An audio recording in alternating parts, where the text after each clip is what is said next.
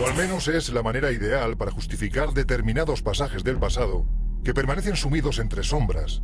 De otro modo, ¿cómo explicar la presencia de esos mismos dioses que para la mayoría de los pueblos provenían de las estrellas? ¿Cómo explicar que se les amaba y se les temía a partes iguales porque su ira no conocía límites? ¿Cómo explicar que, a modo de maestros que tutelaban a sus alumnos, instruyeron en importantes conocimientos al hombre de otro tiempo, dejando constancia de los mismos en sus templos, en petroglifos o en su arte rupestre? ¿Quiénes eran que de un día para otro, de facilitarles una información descomunal, decidieron acabar con la existencia de aquellos humanos? Viajamos hasta uno de los enclaves más fascinantes de la Tierra, la Isla de la Soledad, el ombligo del mundo, sin duda alguna, el lugar más aislado del planeta. La isla de Pascua, allí donde los dioses tienen forma de enormes esculturas de piedra. Porque, independientemente de este descomunal enigma que suponen esas cabezas de piedra a la que los nativos denominan Moai, el verdadero misterio de Isla de Pascua es otro.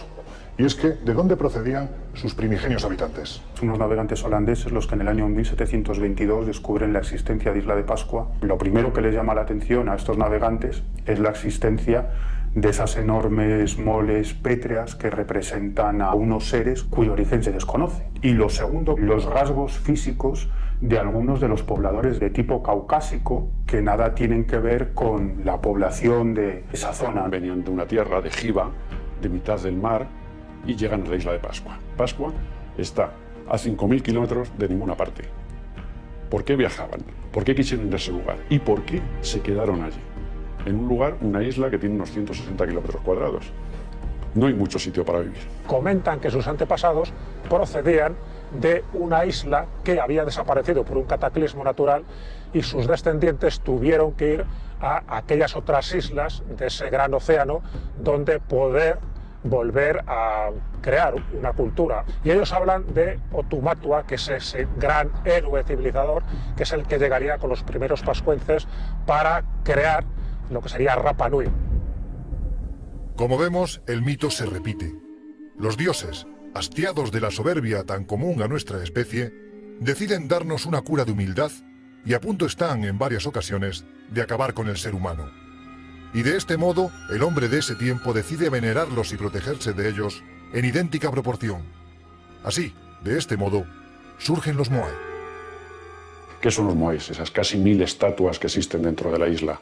Cuentan que se parecían a sus jefes, que eligían un Moai cada vez que moría uno de sus jefes. Pero hombre, si tenemos en cuenta que en la isla de Pascua, cuando más gente vivía, no había 900 habitantes, ¿cómo pueden haber hecho 1000 Moais? Aquí empiezan los misterios de la isla de Pascua. En todos los pueblos existe la tradición de que la mejor forma de enfrentarse al mal es hacer algo a su imagen y semejanza de ese mal o de la persona que te causa el mal, ¿no? De esa manera lograrás controlar ese maleficio. ¿Por qué todos los Moais miran hacia dentro de la isla? Solamente una hay que mirar hacia afuera. Porque es eso, están protegiendo algo que hay dentro y vigilando algo que viene fuera. Están mirando hacia el interior de la isla, hacia los poblados, como si estuvieran protegiendo esos poblados de influencias malévolas. Si el primer Moai, que sería poco más grande que este, surge como un intento por protegerse de algo similar, cuando nos enfrentamos a colosales estatuas que miden más de 20 metros, algunas de las cuales pesan varias toneladas, la pregunta es evidente: ¿de qué se quería proteger el hombre de ese tiempo? Una de las teorías defiende que los Moais estuvieran representando a los viracochas, los dioses blancos, los dioses instructores de numerosos pueblos de la América precolombina que podrían haber llegado a Pascua. La pregunta es si esos dioses instructores no fuesen tan positivos como nos cuenta la tradición y si tuviesen algún tipo de elementos un tanto terroríficos. No estaban representando a nadie. La realidad es que se protegían del mal. Tú vas por la noche a donde están puestas las estatuas, te bajas del coche y el suelo está absolutamente lleno de cucarachas. Haces una foto en esos momentos y veréis lo que los Moais son por la noche. Las energías que se están moviendo ahí, los orbs, que son las bolas energéticas volando que los rodean. Eso es lo que nos hace pensar qué significaban los Moais en la isla de Pascua. Pero volvamos a una cuestión tan atractiva como polémica, el punto de partida común. Porque aunque parezca mentira, argumentos para pensar en ello los hay. Eso es al menos lo que podemos determinar al contemplar las plataformas funerarias más antiguas sobre las que se sustentan los Moai y la técnica constructiva que se utilizaba en el mundo inca, tan particular en sus trazas que es imposible hablar de casualidad. Pero hay más. A la monumentalidad de ambas culturas hay que añadir que tanto el pueblo inca como el Rapa Nui denominaban al epicentro de su civilización de la misma forma. Pero lo cierto es que hay muchas coincidencias entre ellos, hasta el nombre de la isla. Ellos llamaban a la isla de Pascua el ombligo del mundo. La capital de los incas del Tahuantinsuyo era Cuzco, que significa exactamente lo mismo, el ombligo del mundo. Cuando uno va a Perú y empiezas a encontrarte con construcciones ciclópeas, estamos hablando de culturas pre-incas. Ese tipo de construcción es un enigma porque estamos hablando de bloques de más de 20 toneladas trasladadas a veces a decenas de kilómetros y construidas de una forma que no podemos todavía ni imaginar. Los restos de piedra de los pascuenses o los rapanuis son exactamente iguales a los que encontramos en Sacsayhuamán, al lado de Cuzco. Son muros enganchados, prácticamente pegados, sin argamasa y perfectos. Entonces, ¿quién les enseñó a hacer eso? ¿Es la casualidad? ¿Los incas navegaban o fueron los pascuenses, lo que más bien parece, que llegaron también a la costa y fueron los que empezaron a poblar la costa del Perú? Hay una leyenda andina que dice que los dioses antes de irse entregan dos regalos al ser humano. Uno es las hojas de coca para que aguante esa altitud y la otra sería una planta, la jotcha, que podría ablandar la piedra y por lo tanto construir esos monumentos megalíticos de la mejor forma posible. Así pues, o hablamos de casualidad o tuvieron el mismo maestro. Pero continuemos nuestro viaje. Semanas atrás nos acercamos a este fascinante complejo arquitectónico, el Parque de las Pirámides de Güímar. Porque de las Islas Canarias se ha dicho que formaron parte de un supercontinente hundido en la noche de los tiempos en esta otra parte de la Tierra. Y hay expertos que defienden que, entre otros vestigios, las pirámides de Güímar serían lo más importante. Su nombre era Atlántida. La referencia más antigua que tenemos de la Atlántida proviene de Platón. Refleja las costumbres, la forma de vivir, la riqueza, la soberbia y la posterior destrucción por parte de los dioses de esa gran cultura. Hablan de que existía una isla más allá de las columnas de Hércules, tan grande como Asia y Libia juntas. Las columnas de Hércules era perfectamente conocido en el mundo antiguo, que eran las del estrecho de Gibraltar. Platón, en su diálogo Critias, relaciona la Atlántida con Egipto. En el mundo de la cultura egipcia, curiosamente, hay una tradición de pueblos marineros que vinieron del occidente, que eran semidioses, semisacerdotes, que trajeron la religión a Egipto. Las cronologías coincidirían y por tanto es una hipótesis literaria, pero bueno, que tiene fuentes clásicas, el pensar que estos atlantes tuvieron relación con un incipiente Egipto que empezaba a entrar en el Neolítico, mientras que los atlantes ya conocían el metal. Platón nos dice que más allá de las columnas de Hércules, pero no demasiado lejos, puesto que estos pueblos atlantes comerciaron, incluso crearon con otros pueblos de la ribera mediterránea, con lo cual no puede estar en mitad del Atlántico, ni Groenlandia, ni Irlanda. Nos han dado ubicaciones absolutamente disparatadas. Los mitos no dudan a la hora de ofrecernos una idea aproximada de aquellos que habitaban en el continente atlante. Gentes capaces de dominar el clima, la magia en esencia, con una cultura muy avanzada que nunca antes ni después se ha visto nada igual. ¿Quiénes eran y de dónde procedían? Todo nos indica de que eran humanos, a pesar de que los orígenes de la Atlántida siempre se hace mención a los dioses, tanto como dioses primigenios como en la decisión de destruir la Atlántida, porque los hombres de alguna forma no supieron aprovechar esos conocimientos que habían adquirido durante generaciones enteras. Cuando la fuerza de los relatos que nos hablan de la Atlántida son recurrentes en todo el planeta, parece lógico pensar que el fundamento de todas esas historias sea real y que a lo mejor esos dioses o semidioses que poblaron la Tierra en la más remota antigüedad fueron en realidad seres venidos de las estrellas, que vinieron a instruir a los seres humanos y que en definitiva interfirieron en el desarrollo de nuestra civilización. Las gentes de la Atlántida se supone que tenían una serie de tecnologías que hemos perdido, que eran de origen superior y que posiblemente tenían un origen extraterrestre. Los mitos del pasado recurren a la posibilidad de que unos seres venidos de las estrellas vinieran a instruir a los hombres y por lo tanto a influir en su desarrollo. Algunos visionarios, como por ejemplo Edgar Cayce, llegaron a detectar incluso una serie de rayos cósmicos o de elementos que se habrían mantenido mediante cristales dentro de las profundidades marinas justo desde el tiempo en que la civilización desapareció. Sea como fuere, si hubo un pueblo en el pasado capaz de manejar la magia como pocos y de erigir templos que todavía hoy sobrecogen a quienes los contemplan, ese es Egipto, el mítico país de los faraones donde, como ocurre en los lugares tocados por la mano de esos dioses, todo parece estar levantado a escala gigantesca. Y es que en los mitos del país de los faraones también se habla de la existencia de un continente que se hundió hace milenios, al que denominaban Keftiu. Keftiu hace referencia a la isla de Creta habitada por los cretenses. A la caída de la civilización cretense como consecuencia de la explosión de la isla de Tera, los egipcios siguieron comerciando y contactando con los micénicos, sus sucesores. En el año 1600 a.C. y la erupción del volcán Tera, es decir, lo que actualmente es Santorini, generó una devastación que destruyó toda una cultura, una civilización, que fue la civilización minoica, que tuvo consecuencias incluso en las famosas plagas de Egipto que se mencionan en la Biblia. De ahí que ese mito de la Atlántida haga referencia a esa explosión de la isla de Tera que se debió sentir en todo el mundo mediterráneo. Llegados a este punto, podríamos establecer algún tipo de conexión entre estos personajes y los dioses que siglos después aparecerían en algunas partes del planeta, especialmente la América precolombina.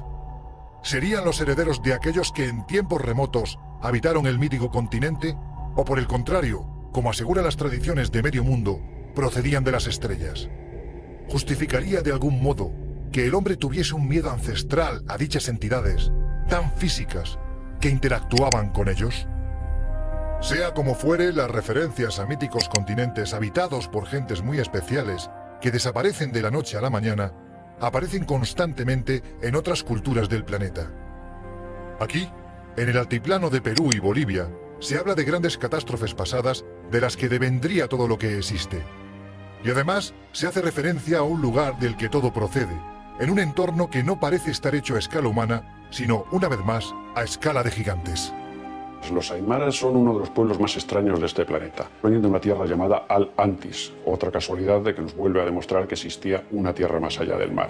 Son grandes navegantes en el mismo lago Titicaca. Los primeros habitantes del valle Titicaca solo tenían una condición que les habían impuesto los dioses, que no subieran a las montañas a recoger el fuego sagrado. Como siempre ocurre en este tipo de tradiciones, rompen ese tabú, consiguen ese fuego de los dioses y los dioses les castigan. ¿Cómo les castigan? Con un gran diluvio y se genera el lago Titicaca.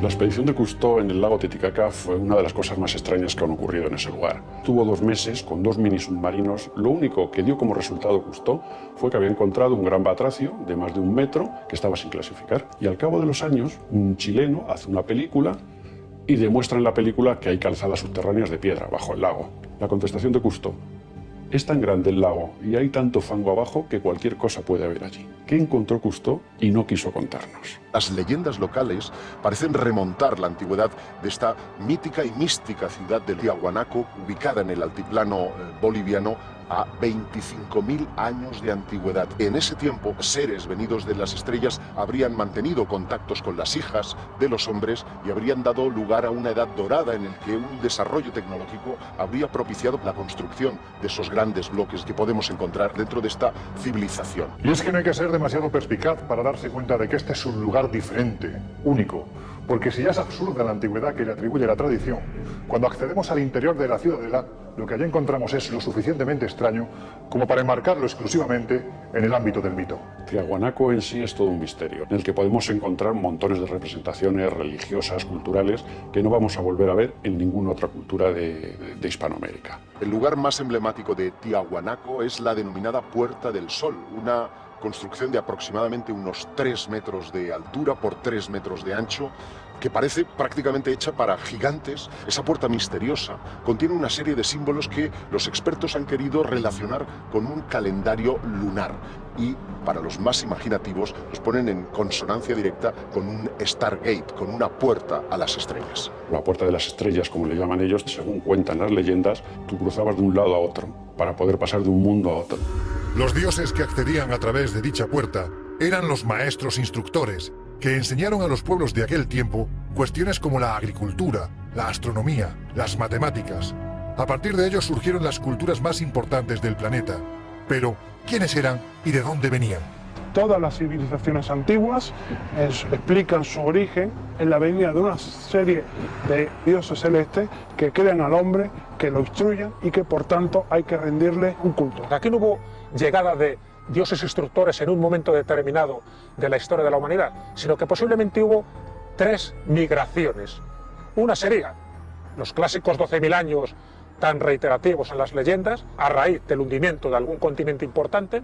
Otra, en el 3114 aproximadamente antes de Cristo, que es cuando surge, por ejemplo, la civilización egipcia y Valle del Indo y en Sumer. Y por otra parte, en ciertas culturas precolombinas llegan personajes barbados, más altos de las etnias que estaban habitando y que les dan unos conocimientos muy avanzados y que por lo tanto los habitantes autóctonos les consideran dioses. Viracocha es el dios o los dioses en plural que venían a este mundo a través de esa puerta del sol. Un Viracocha que es descrito como un ser poderoso de tez blanca y que instruyó a los antiguos pobladores de aquella civilización.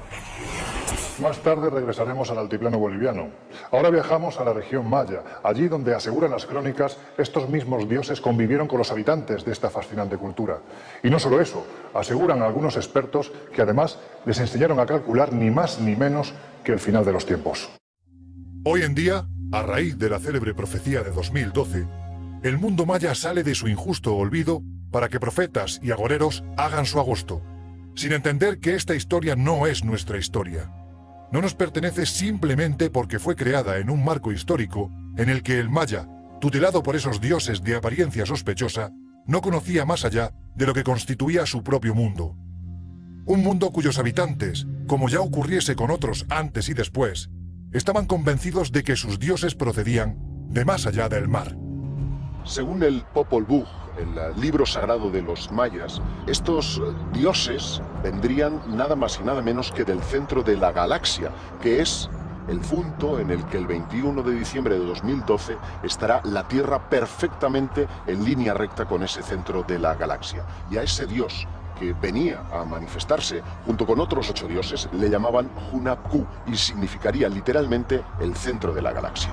Pero ¿cómo eran esos dioses? Los podemos ver en el Museo de Antropología de México. Tú ves a seres barbudos, con casco, con gafas, que bueno, puede ser el Viracocha, ¿no? Pero lo que más nos llama la atención son unas pequeñas figuras. Gente extrañísima, con forma de pato, con trompas. ¿Hubo otra civilización antes? ¿Somos la primera civilización que ha poblado esta tierra?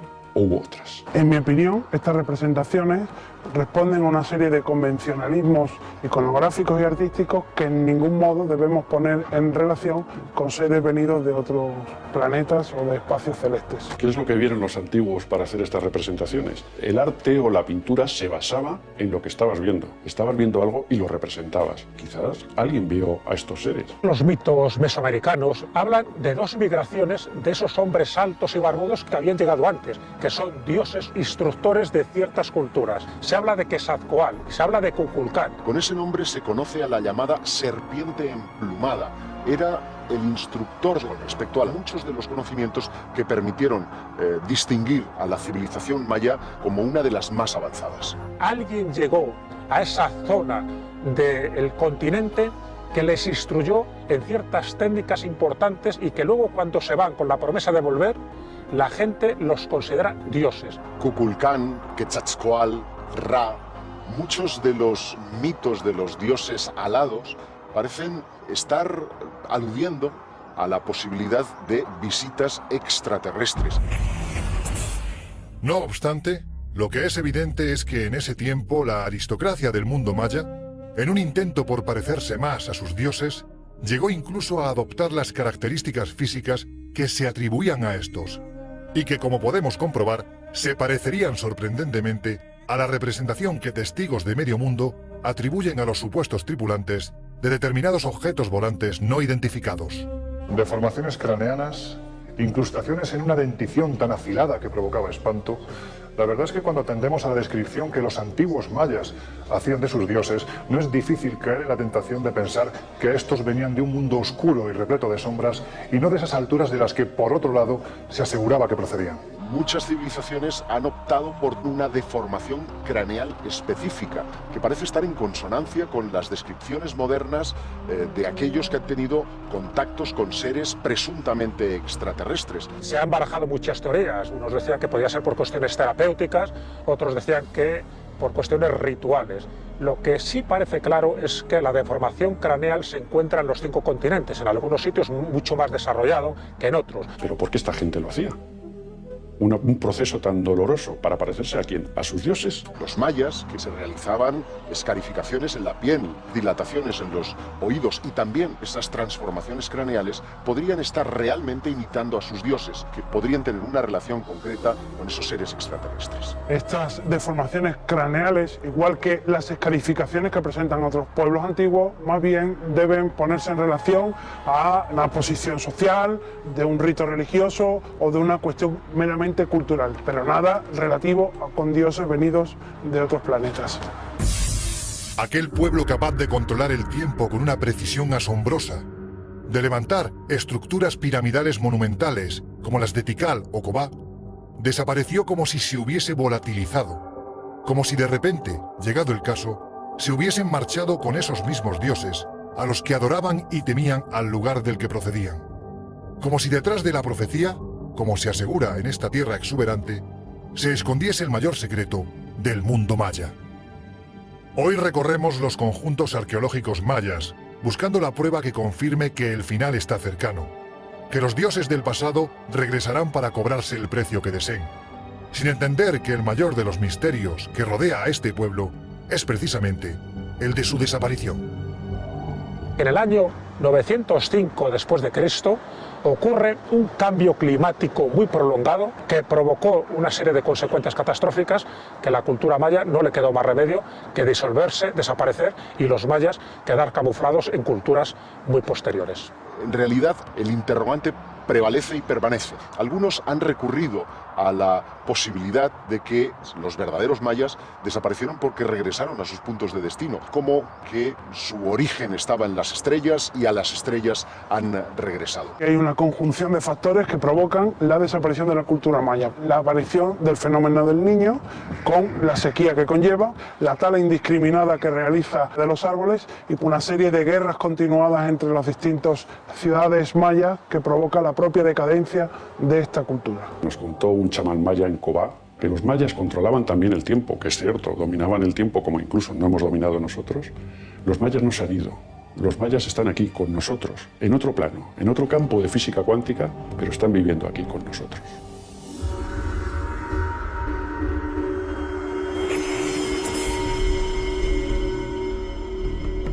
Regresamos por unos instantes a la ciudadela de Tiahuanaco. Allí, en las entrañas de la misma, hay un lugar muy especial. En Tiahuanaco se encuentra ese palacio de Kalasasaya, un palacio totalmente enigmático. En un subterráneo parecen cabezas clavas que llaman. El templo subterráneo, que es una especie de piscina vacía, que está llena de pequeñas cabezas con diferentes caras, como si representaran razas o etnias con las que habían tenido trato, muchas de ellas irreconocibles, ni las podemos equiparar con cualquier raza que haya ahora mismo, que no existiría. ¿A quién quisieron representar? Esas cabezas incrustadas en el muro del templo de Kalasasaya representan a los distintos pueblos que viven en la Pachamama, es decir, en la diosa tierra madre de la América Central. Algún investigador ha dicho que además de las distintas razas terrestres, lo cual ya es un enigma de por sí, porque incluso hay cabezas barbadas, aparecen razas que no serían de este mundo. Llegados a este punto, la cuestión es si dichos viracochas fueron representados en algún momento. Pues bien, no solo fueron representados, sino que además se hizo con tanto detalle que hoy día, cuando nos plantamos ante los monolitos que rememoran los encuentros entre dioses y hombres que se produjeron en aquel tiempo, no podemos por menos que pensar que dichos dioses, más que proceder del pasado, parecen venir del futuro. Bueno, realmente hay tres monolitos importantes, que es el de Ponce, el de Benet y el del Fraile. La verdad que cada uno de ellos tiene su historia, porque parece que representan a personajes humanos pero divinizados, con una serie de atuendos, de tocados, con objetos en sus manos. En Tiahuanaco uno puede observar unos misteriosos monolitos con unas facciones un tanto singulares. Ninguna de las etnias persistentes en toda Mesoamérica comparte ninguno de esos rasgos físicos. En Tiahuanaco uno de los mayores descubrimientos fueron los monolitos de Ponce y de Benet. Son seres gigantescos, por ejemplo el de Ponce. Ese personaje lleva un casco, lleva gafas, lleva una forma súper extraña en las manos, tiene aparatos que no podríamos catalogar ahora mismo en las manos. Podrían estar o bien en relación con los mitos de la Atlántida, como de esa posible raza de dioses venidos de las estrellas. La similitud entre los moais de Isla de Pascua y los monolitos de Tiahuanaco parece bastante evidente. Quizás ambas culturas querían representar lo mismo, a esos dioses instructores que bien podrían haber llegado a Tiahuanaco y también a Isla de Pascua.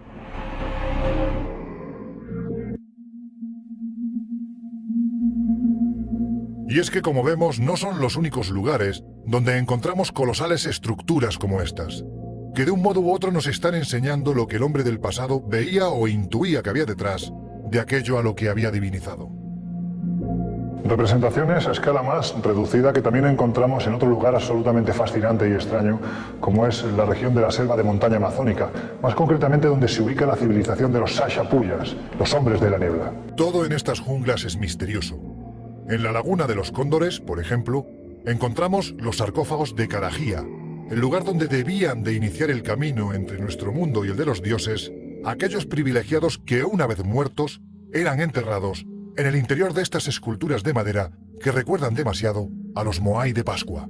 Además, los miembros de esta cultura se dieron a la construcción de ciudades que se ubicaban a más de 3.000 metros de altura, auténticas fortalezas sin sentido porque nadie ascendía hasta aquellas cotas para atacarlos. Fortalezas con muros de más de 20 metros de altura, que se parecen demasiado a algunas construcciones de los incas y que fueron levantados por un pueblo que parecía no querer protegerse de aquello que procedía de debajo de las nubes y sí de aquello que venía de las estrellas.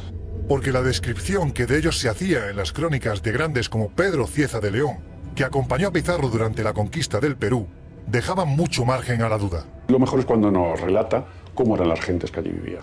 Eran tipos rubios, tipos altos, pelirrojos. No tiene nada que ver con el aymara. El aymara estamos hablando de hombres de 1,50, tez oscura, bajitos. Nadie les habló de su procedencia, ni de dónde venían o a qué raza pertenecían. La crónica de Pedro de Cieza lo que nos van a relatar son los distintos grupos que habitaban en la altiplanicie andina y por tanto relata las distintas formas de vida, de costumbres, de vestimenta. Culturas que estaban en los mismos tiempos funcionando, estaban adorando a los mismos dioses, adoraban al sol, todos miraban hacia arriba. De arriba es de donde venía su dios, su bien y su castigo. ¿Si existe algo que los une? Por supuesto que existe.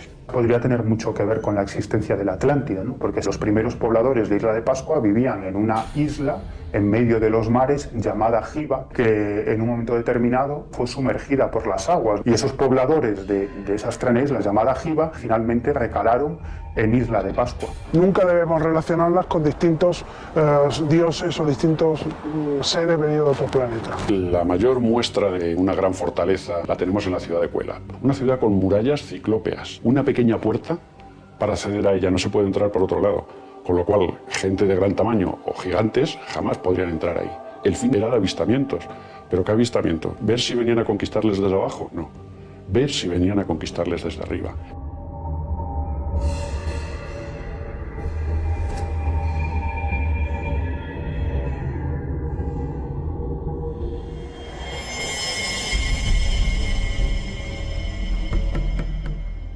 En la década de los 70, el autor de este libro, el suizo Erich von Däniken, nos mostró otra forma de interpretar el pasado.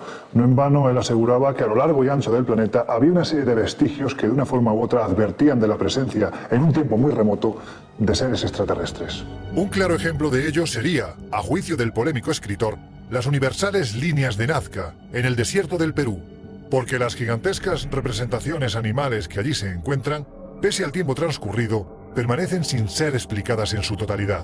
Solo hay una certeza en este asunto, que fueron creadas para ser vistas desde arriba. Nazca continúa siendo uno de los grandes misterios de Perú, un enigma que todavía no ha sido resuelto. En mi opinión, miles de años atrás, los extraterrestres llegaron a esta zona del desierto en busca de uranio, hierro, etc., que encontraron en Nazca. Por supuesto que Nazca no fue un aeropuerto alienígena, porque ellos no necesitaban un aeropuerto, pero sí estos materiales. De ahí se derivó el posterior culto a esos dioses que les profesaron los antiguos habitantes de Nazca y las posteriores representaciones.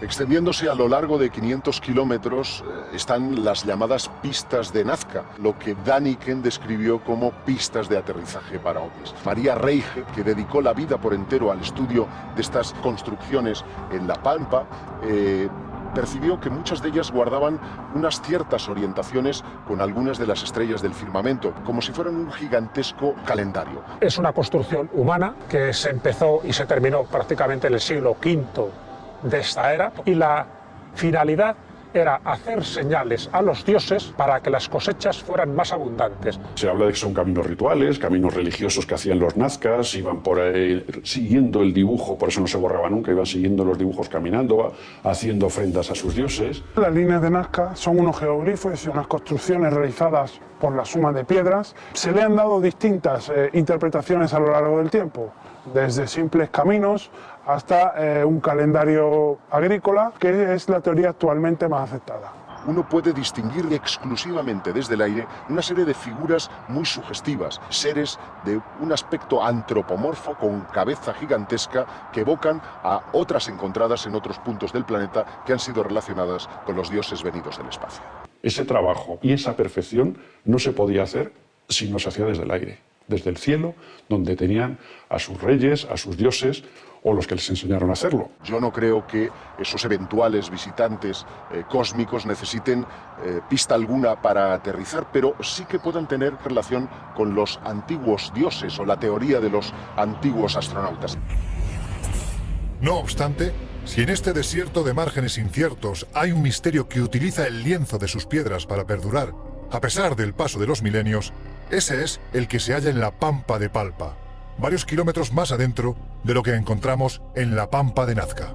Porque las representaciones que allí se encuentran se parecen demasiado a algunas que ya hemos visto en otras latitudes, y como esas otras, nada o casi nada tienen que ver con algo humano. Una vez nos ofrecieron volar las líneas de Pampa y encontramos una especie de ser con una corona como si tuviera fuego en ella, un cinturón, una falda, o los ojos abiertos, rasgados, como si fuera un ser extraterrestre. No tenía nada que ver con las líneas de Nazca. Este ser es el oculado. Si en algo se distinguen es por tener diseños todavía más inquietantes, que recuerdan mucho a esas representaciones prehistóricas que se han encontrado en Australia o en Argelia. Hay geoglifos como esa llamada Cruz de Palpa, como un diseño geométrico que parece que es un desafío matemático, tenían un mensaje secreto, siempre bajo ese prisma de ritos de fertilidad para que lo vieran los dioses. No son figuras hechas por los dioses, sino para que los dioses lo vieran. ¿Qué es lo que significa? Significa que algo distinto también estuvo allí en Nazca, que estuvo en el suelo de Nazca. Parecen estar evocando precisamente a esa teoría de los dioses astronautas, a la posibilidad de que en el más remoto pasado pudieran llegar civilizaciones procedentes de las estrellas y de ahí habrían nacido tanto los mitos como las religiones que han perdurado en el tiempo.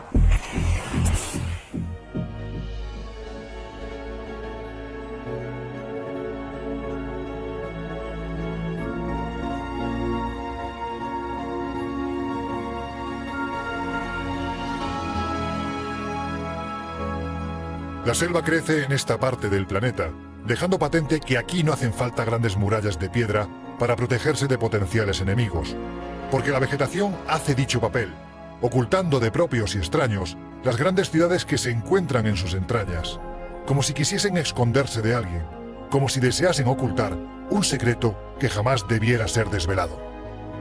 Y en el corazón de Chiapas, en México, hay un enigma de proporciones gigantescas, tan grande que todavía hoy nadie tiene explicación para él mismo.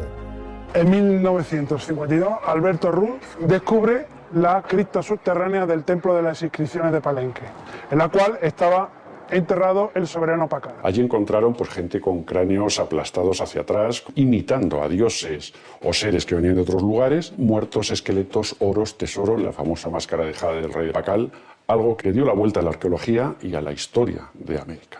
Uno de los debates que mayor polvareda ha levantado en círculos académicos es la lápida bajo la cual está enterrado el rey Pakal.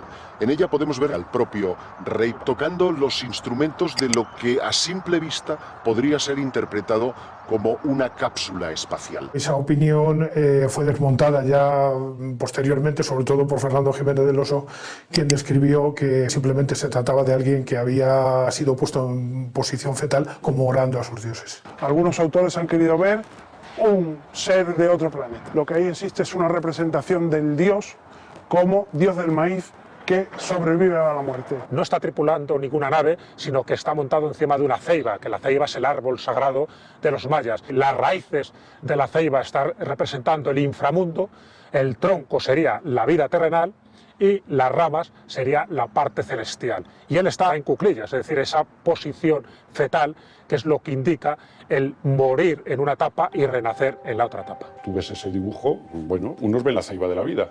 Yo veo al rey Pakal sentado en una nave, manejándola con manos y pies, con una pinza en la nariz, que es el oxígeno, y no tiene mayor dudas. Llegados a este punto, lo menos importante es si nos encontramos ante un extraterrestre tripulando una de sus naves, o si se trata de la representación del citado rey en su viaje hacia el más allá. Porque el verdadero enigma de Palenque, se trate de lo que se trate, no está fuera, sino dentro de la tumba. La historia nos dice que Pakal el Grande murió en torno al siglo VII después de Cristo a la edad de 45 años. Y sin embargo los restos óseos encontrados bajo el templo de las inscripciones pertenecen a una persona con 85 años de edad. Si a ello unimos que no existe una deformación craneana ni una incrustación dentaria como correspondería no ya a un miembro de la aristocracia maya, sino también a un rey, como era en este caso Pakal, evidentemente nos encontramos ante un cuerpo que no debería de estar ahí. Por lo tanto, ¿a quién pertenece? Y sobre todo, quizás la cuestión más importante es, ¿estamos hablando de uno de esos dioses del mundo antiguo? Evidentemente no es ningún dios. Es cierto que con unas características físicas totalmente distintas al resto de los mayas de aquel momento, por la tumba y por la momia y por los restos que se han podido desenterrar y por sus atuendos totalmente distinto a su etnia. Es un ser con unas características un tanto peculiares que han hecho que algunos empiecen a pensar o imaginar que el ser que está enterrado allí podría ser venido de las estrellas. Quien está enterrado ahí es Pakal II, un gobernante de la ciudad de Palenque del siglo VII después de Cristo, bajo cuyo mandato la ciudad alcanzó su máximo esplendor cultural y artístico. Un ser que llevó a su pueblo a las más altas cimas de la cultura y de la investigación. Bueno, un ser que puede ser humano o no puede ser humano. Simplemente vamos a decir que es un ser que cambió mucho la historia de los mayas. Los propios académicos lo único que tendrían que hacer es tomar muestras del material genético y comprobar si pertenece o no al genotipo de los mayas.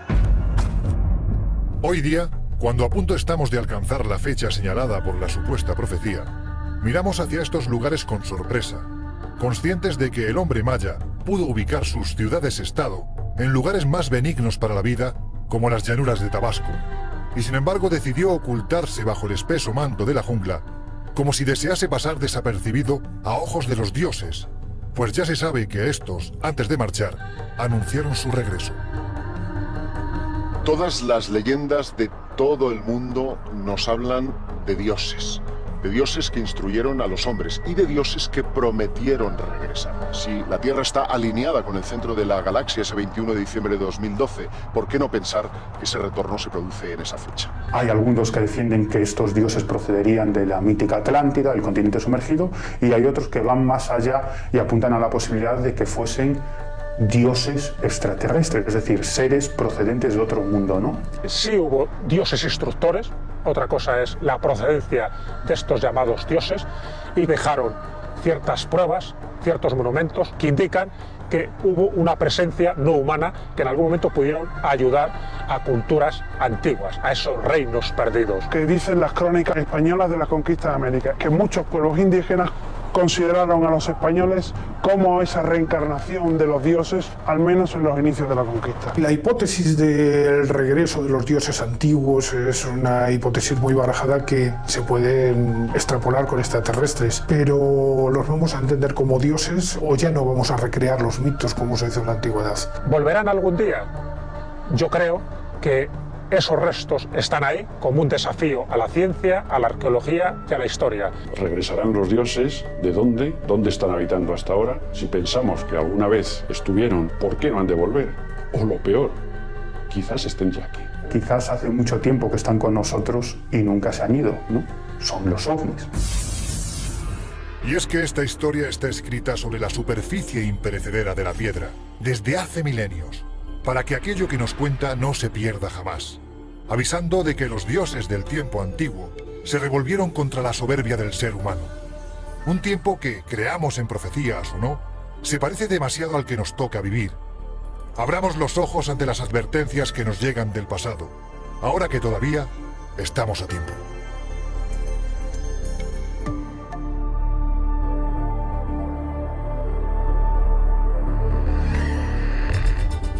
O al menos es la manera ideal para justificar determinados pasajes del pasado que permanecen sumidos entre sombras. De otro modo, ¿cómo explicar la presencia de esos mismos dioses que para la mayoría de los pueblos provenían de las estrellas? ¿Cómo explicar que se les amaba y se les temía a partes iguales porque su ira no conocía límites? ¿Cómo explicar que, a modo de maestros que tutelaban a sus alumnos, instruyeron en importantes conocimientos al hombre de otro tiempo, dejando constancia de los mismos en sus templos, en petroglifos o en su arte rupestre? ¿Quiénes eran que de un día para otro, de facilitarles una información descomunal, decidieron acabar con la existencia de aquellos humanos? Viajamos hasta uno de los enclaves más fascinantes de la Tierra, la Isla de la Soledad, el ombligo del mundo, sin duda alguna, el lugar más aislado del planeta. La isla de Pascua, allí donde los dioses tienen forma de enormes esculturas de piedra. Porque, independientemente de este descomunal enigma que suponen esas cabezas de piedra a la que los nativos denominan Moai, el verdadero misterio de Isla de Pascua es otro. Y es que, ¿de dónde procedían sus primigenios habitantes? Unos navegantes holandeses los que en el año 1722 descubren la existencia de Isla de Pascua. Lo primero que les llama la atención a estos navegantes es la existencia de esas enormes moles pétreas que representan a unos seres cuyo origen se desconoce. Y lo segundo, los rasgos físicos de algunos de los pobladores de tipo caucásico que nada tienen que ver con la población de esa zona. Venían de una tierra de Giva, de mitad del mar, y llegan a la isla de Pascua. Pascua está a 5.000 kilómetros de ninguna parte. ¿Por qué viajaban? ¿Por qué quisieron ir a ese lugar? ¿Y por qué se quedaron allí? En un lugar, una isla que tiene unos 160 kilómetros cuadrados. No hay mucho sitio para vivir. Comentan que sus antepasados procedían de una isla que había desaparecido por un cataclismo natural y sus descendientes tuvieron que ir a aquellas otras islas de ese gran océano donde poder volver a crear una cultura. Y ellos hablan de Otumatua, que es ese gran héroe civilizador, que es el que llegaría con los primeros pascuenses para crear lo que sería Rapa Nui. Como vemos, el mito se repite. Los dioses, hastiados de la soberbia tan común a nuestra especie, deciden darnos una cura de humildad y a punto están, en varias ocasiones, de acabar con el ser humano. Y de este modo, el hombre de ese tiempo decide venerarlos y protegerse de ellos en idéntica proporción. Así, de este modo, surgen los Moai. ¿Qué son los Moais? Esas casi 1000 estatuas que existen dentro de la isla. Cuentan que se parecían a sus jefes, que eligían un Moai cada vez que moría uno de sus jefes. Pero hombre, si tenemos en cuenta que en la isla de Pascua, cuando más gente vivía, no había 900 habitantes, ¿cómo pueden haber hecho 1000 Moais? Aquí empiezan los misterios de la isla de Pascua. En todos los pueblos existe la tradición de que la mejor forma de enfrentarse al mal es hacer algo a su imagen y semejanza de ese mal o de la persona que te causa el mal, ¿no? De esa manera lograrás controlar ese maleficio. ¿Por qué todos los Moais miran hacia dentro de la isla? Solamente una hay que mirar hacia afuera. Porque es eso, están protegiendo algo que hay dentro y vigilando algo que viene fuera. Están mirando hacia el interior de la isla, hacia los poblados, como si estuvieran protegiendo esos poblados de influencias malévolas. Si el primer Moai, que sería poco más grande que este, surge como un intento por protegerse de algo similar, cuando nos enfrentamos a colosales estatuas que miden más de 20 metros, algunas de las cuales pesan varias toneladas, la pregunta es evidente: ¿de qué se quería proteger el hombre de ese tiempo? Una de las teorías defiende que los Moais estuvieran representando a los viracochas, los dioses blancos, los dioses instructores de numerosos pueblos de la América precolombina que podrían haber llegado a Pascua. La pregunta es si esos dioses instructores no fuesen tan positivos como nos cuenta la tradición y si tuviesen algún tipo de elementos un tanto terroríficos. No estaban representando a nadie. La realidad es que se protegían del mal. Tú vas por la noche a donde están puestas las estatuas, te bajas del coche y el suelo está absolutamente lleno de cucarachas. Haces una foto en esos momentos y veréis lo que los moais son por la noche. Las energías que se están moviendo ahí, los orbs, que son las bolas energéticas volando que los rodean. Eso es lo que nos hace pensar qué significaban los moais en la isla de Pascua. Pero volvamos a una cuestión tan atractiva como polémica, el punto de partida común. Porque aunque parezca mentira, argumentos para pensar en ello los hay. Eso es al menos lo que podemos determinar al contemplar las plataformas funerarias más antiguas sobre las que se sustentan los moai y la técnica constructiva que se utilizaba en el mundo inca, tan particular en sus trazas que es imposible hablar de casualidad. Pero hay más. A la monumentalidad de ambas culturas hay que añadir que tanto el pueblo inca como el Rapa Nui denominaban al epicentro de su civilización de la misma forma. Pero lo cierto es que hay muchas coincidencias entre ellos, hasta el nombre de la isla. Ellos llamaban a la isla de Pascua el ombligo del mundo. La capital de los incas del Tahuantinsuyo era Cuzco, que significa exactamente lo mismo, el ombligo del mundo. Cuando uno va a Perú y empiezas a encontrarte con construcciones ciclópeas, estamos hablando de culturas pre-incas. Ese tipo de construcción es un enigma porque estamos hablando de bloques de más de 20 toneladas trasladadas a veces a decenas de kilómetros y construidas de una forma que no podemos todavía ni imaginar. Los restos de piedra de los pascuenses o los rapanuis son exactamente iguales a los que encontramos en Sacsayhuamán, al lado de Cuzco. Son muros enganchados, prácticamente pegados, sin argamasa y perfectos. Entonces, ¿quién les enseñó a hacer eso? ¿Es la casualidad? ¿Los incas navegaban o fueron los pascuenses, lo que más bien parece, que llegaron también a la costa y fueron los que empezaron a poblar la costa del Perú? Hay una leyenda andina que dice que los dioses antes de irse entregan dos regalos al ser humano. Uno es las hojas de coca para que aguante esa altitud y la otra sería una planta, la jotcha, que podría ablandar la piedra y por lo tanto construir esos monumentos megalíticos de la mejor forma posible. Así pues, o hablamos de casualidad o tuvieron el mismo maestro. Pero continuemos nuestro viaje. Semanas atrás nos acercamos a este fascinante complejo arquitectónico, el Parque de las Pirámides de Güímar. Porque de las Islas Canarias se ha dicho que formaron parte de un supercontinente hundido en la noche de los tiempos en esta otra parte de la Tierra. Y hay expertos que defienden que, entre otros vestigios, las pirámides de Güímar serían lo más importante. Su nombre era Atlántida. La referencia más antigua que tenemos de la Atlántida proviene de Platón. Refleja las costumbres, la forma de vivir, la riqueza, la soberbia y la posterior destrucción por parte de los dioses de esa gran cultura.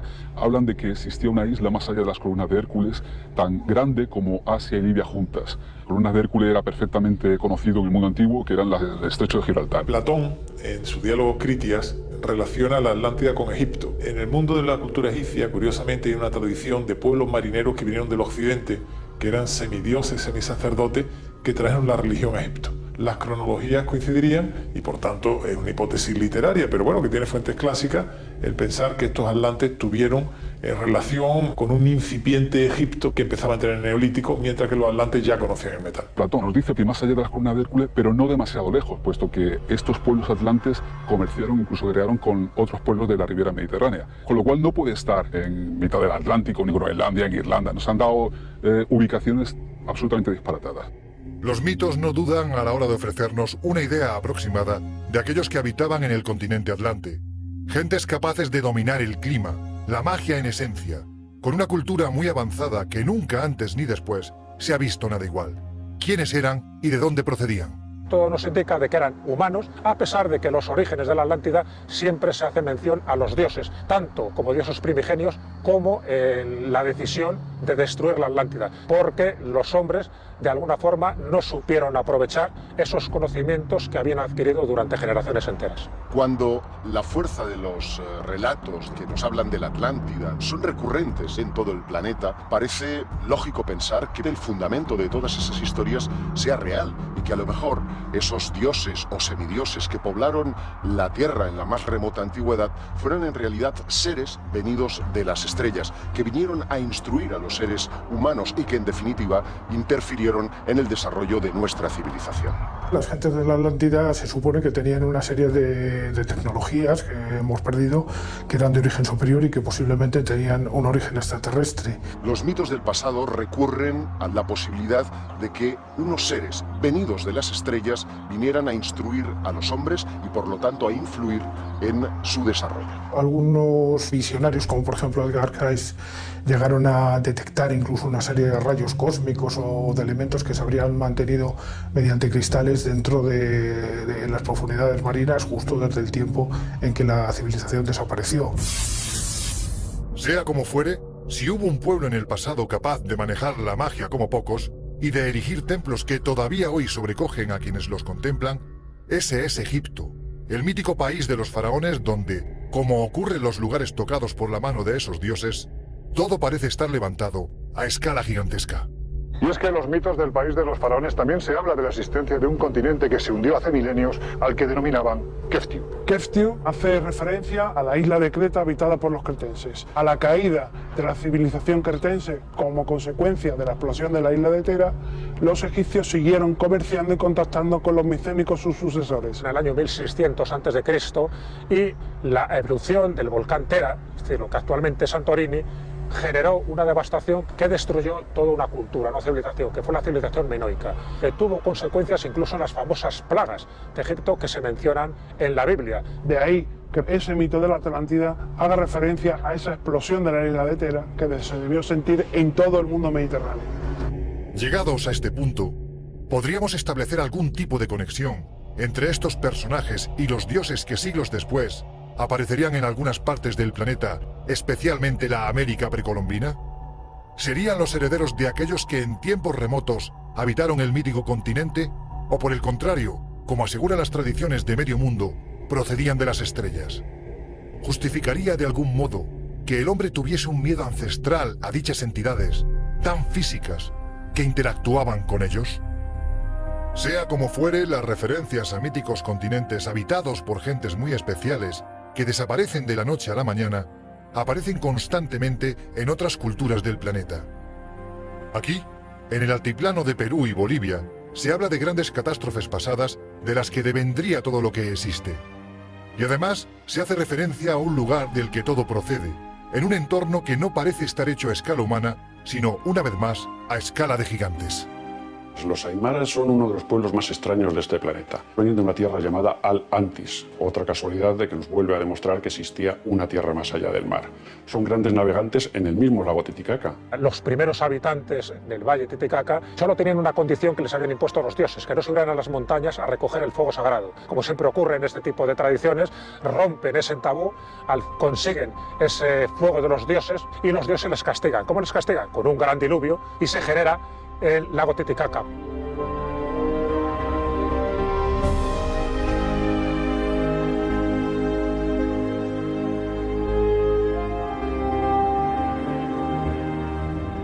La expedición de Cousteau en el lago Titicaca fue una de las cosas más extrañas que han ocurrido en ese lugar. Tuvo 2 meses con 2 mini submarinos. Lo único que dio como resultado Cousteau fue que había encontrado un gran batracio de más de 1 metro que estaba sin clasificar. Y al cabo de los años, un chileno hace una película y demuestra en la película que hay calzadas subterráneas de piedra bajo el lago. La contestación de Cousteau: es tan grande el lago y hay tanto fango abajo que cualquier cosa puede haber allí. ¿Qué encontró Cousteau y no quiso contarnos? Las leyendas locales parecen remontar la antigüedad de esta mítica y mística ciudad de Tiahuanaco, ubicada en el altiplano boliviano, a 25.000 años de antigüedad. En ese tiempo, seres venidos de las estrellas habrían mantenido contactos con las hijas de los hombres y habrían dado lugar a una edad dorada en el que un desarrollo tecnológico habría propiciado la construcción de esos grandes bloques que podemos encontrar dentro de esta civilización. Y es que no hay que ser demasiado perspicaz para darse cuenta de que este es un lugar diferente, único. Porque si ya es absurda la antigüedad que le atribuye la tradición, cuando accedemos al interior de la ciudadela, lo que allí encontramos es lo suficientemente extraño como para enmarcarlo exclusivamente en el ámbito del mito. Tiahuanaco en sí es todo un misterio, en el que podemos encontrar montones de representaciones religiosas, culturales, que no vamos a volver a ver en ninguna otra cultura de Hispanoamérica. El lugar más emblemático de Tiahuanaco es la denominada Puerta del Sol, una construcción de aproximadamente unos 3 metros de altura por 3 metros de ancho, que parece prácticamente hecha para gigantes. Esa puerta misteriosa contiene una serie de símbolos que los expertos han querido relacionar con un calendario lunar y, para los más imaginativos, los ponen en consonancia directa con un Stargate, con una puerta a las estrellas. La puerta de las estrellas, como le llaman ellos, según cuentan las leyendas, tú cruzabas de un lado a otro para poder pasar de un mundo a otro. Los dioses que accedían a través de dicha puerta eran los maestros instructores, que enseñaron a los pueblos de aquel tiempo cuestiones como la agricultura, la astronomía, las matemáticas. A partir de ellos surgieron las culturas más importantes del planeta. Pero, ¿quiénes eran y de dónde venían? Todas las civilizaciones antiguas explican su origen en la venida de una serie de dioses celestes que crean al hombre, que lo instruyen y que por tanto hay que rendirle un culto. Aquí no hubo llegada de dioses instructores en un momento determinado de la historia de la humanidad, sino que posiblemente hubo 3 migraciones.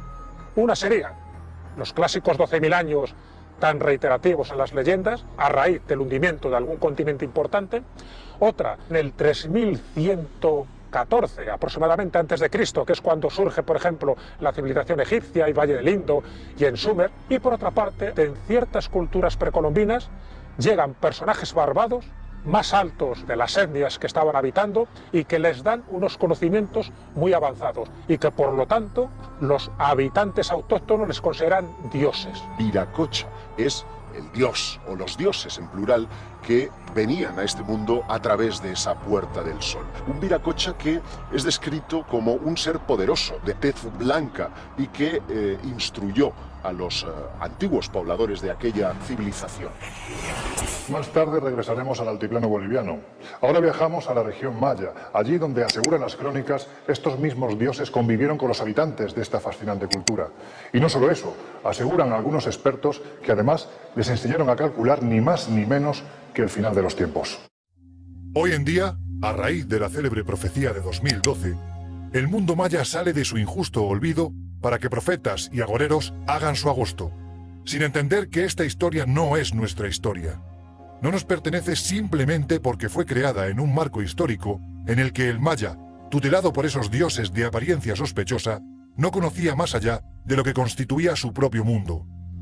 Un mundo cuyos habitantes, como ya ocurriese con otros antes y después, estaban convencidos de que sus dioses procedían de más allá del mar. Según el Popol Vuh, el libro sagrado de los mayas, estos dioses vendrían nada más y nada menos que del centro de la galaxia, que es el punto en el que el 21 de diciembre de 2012 estará la Tierra perfectamente en línea recta con ese centro de la galaxia. Y a ese dios que venía a manifestarse junto con otros 8 dioses le llamaban Hunabku y significaría literalmente el centro de la galaxia. Pero, ¿cómo eran esos dioses? Los podemos ver en el Museo de Antropología de México. Tú ves a seres barbudos, con casco, con gafas, que bueno, puede ser el Viracocha, ¿no? Pero lo que más nos llama la atención son unas pequeñas figuras. Gente extrañísima, con forma de pato, con trompas. ¿Hubo otra civilización antes? ¿Somos la primera civilización que ha poblado esta tierra? ¿O hubo otras? En mi opinión, estas representaciones responden a una serie de convencionalismos iconográficos y artísticos que en ningún modo debemos poner en relación con seres venidos de otros planetas o de espacios celestes. ¿Qué es lo que vieron los antiguos para hacer estas representaciones? El arte o la pintura se basaba en lo que estabas viendo. Estabas viendo algo y lo representabas. Quizás alguien vio a estos seres. Los mitos mesoamericanos hablan de 2 migraciones de esos hombres altos y barbudos que habían llegado antes, que son dioses instructores de ciertas culturas. Se habla de Quetzalcóatl, se habla de Kukulcán. Con ese nombre se conoce a la llamada serpiente emplumada. Era el instructor con respecto a muchos de los conocimientos que permitieron distinguir a la civilización maya como una de las más avanzadas. Alguien llegó a esa zona del continente que les instruyó en ciertas técnicas importantes y que luego, cuando se van con la promesa de volver, la gente los considera dioses. Kukulcán, Quetzalcóatl, Ra, muchos de los mitos de los dioses alados parecen estar aludiendo a la posibilidad de visitas extraterrestres. No obstante, lo que es evidente es que en ese tiempo la aristocracia del mundo maya, en un intento por parecerse más a sus dioses, llegó incluso a adoptar las características físicas que se atribuían a estos. y que, como podemos comprobar, se parecerían sorprendentemente a la representación que testigos de medio mundo atribuyen a los supuestos tripulantes de determinados objetos volantes no identificados. Deformaciones craneanas, incrustaciones en una dentición tan afilada que provocaba espanto. La verdad es que cuando atendemos a la descripción que los antiguos mayas hacían de sus dioses, no es difícil caer en la tentación de pensar que estos venían de un mundo oscuro y repleto de sombras y no de esas alturas de las que, por otro lado, se aseguraba que procedían. Muchas civilizaciones han optado por una deformación craneal específica, que parece estar en consonancia con las descripciones modernas de aquellos que han tenido contactos con seres presuntamente extraterrestres. Se han barajado muchas teorías. Unos decían que podía ser por cuestiones terapéuticas, otros decían que por cuestiones rituales. Lo que sí parece claro es que la deformación craneal se encuentra en los 5 continentes, en algunos sitios mucho más desarrollado que en otros. ¿Pero por qué esta gente lo hacía? Un proceso tan doloroso para parecerse a quién, a sus dioses. Los mayas, que se realizaban escarificaciones en la piel, dilataciones en los oídos y también esas transformaciones craneales, podrían estar realmente imitando a sus dioses, que podrían tener una relación concreta con esos seres extraterrestres. Estas deformaciones craneales, igual que las escarificaciones que presentan otros pueblos antiguos, más bien deben ponerse en relación a una posición social, de un rito religioso o de una cuestión meramente cultural, pero nada relativo con dioses venidos de otros planetas. Aquel pueblo capaz de controlar el tiempo con una precisión asombrosa, de levantar estructuras piramidales monumentales como las de Tikal o Kobá, desapareció como si se hubiese volatilizado, como si de repente, llegado el caso, se hubiesen marchado con esos mismos dioses a los que adoraban y temían al lugar del que procedían, como si detrás de la profecía, como se asegura en esta tierra exuberante, se escondiese el mayor secreto del mundo maya. Hoy recorremos los conjuntos arqueológicos mayas, buscando la prueba que confirme que el final está cercano, que los dioses del pasado regresarán para cobrarse el precio que deseen, sin entender que el mayor de los misterios que rodea a este pueblo es precisamente el de su desaparición. En el año 905 después de Cristo ocurre un cambio climático muy prolongado que provocó una serie de consecuencias catastróficas que a la cultura maya no le quedó más remedio que disolverse, desaparecer y los mayas quedar camuflados en culturas muy posteriores.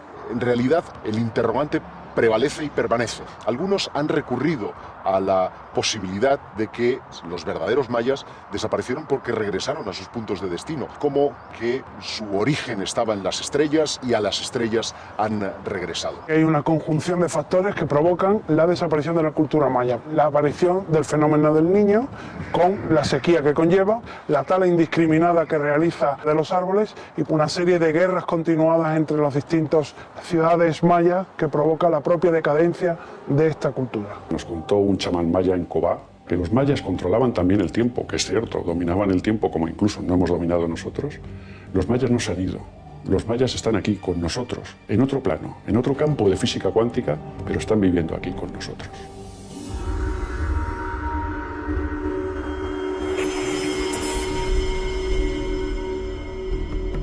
Regresamos por unos instantes a la ciudadela de Tiahuanaco. Allí, en las entrañas de la misma, hay un lugar muy especial. En Tiahuanaco se encuentra ese palacio de Kalasasaya, un palacio totalmente enigmático. En un subterráneo parecen cabezas clavas que llaman. El templo subterráneo, que es una especie de piscina vacía, que está llena de pequeñas cabezas con diferentes caras, como si representaran razas o etnias con las que habían tenido trato, muchas de ellas irreconocibles, ni las podemos equiparar con cualquier raza que haya ahora mismo, que no existirían. ¿A quién quisieron representar? Esas cabezas incrustadas en el muro del templo de Kalasasaya representan a los distintos pueblos que viven en la Pachamama, es decir, en la diosa tierra madre de la América Central. Algún investigador ha dicho que además de las distintas razas terrestres, lo cual ya es un enigma de por sí, porque incluso hay cabezas barbadas, aparecen razas que no serían de este mundo. Llegados a este punto, la cuestión es si dichos viracochas fueron representados en algún momento. Pues bien, no solo fueron representados, sino que además se hizo con tanto detalle que hoy día, cuando nos plantamos ante los monolitos que rememoran los encuentros entre dioses y hombres que se produjeron en aquel tiempo, no podemos por menos que pensar que dichos dioses, más que proceder del pasado, parecen venir del futuro. Bueno, realmente hay tres monolitos importantes, que es el de Ponce, el de Benet y el del Fraile. La verdad que cada uno de ellos tiene su historia, porque parece que representan a personajes humanos pero divinizados, con una serie de atuendos, de tocados, con objetos en sus manos.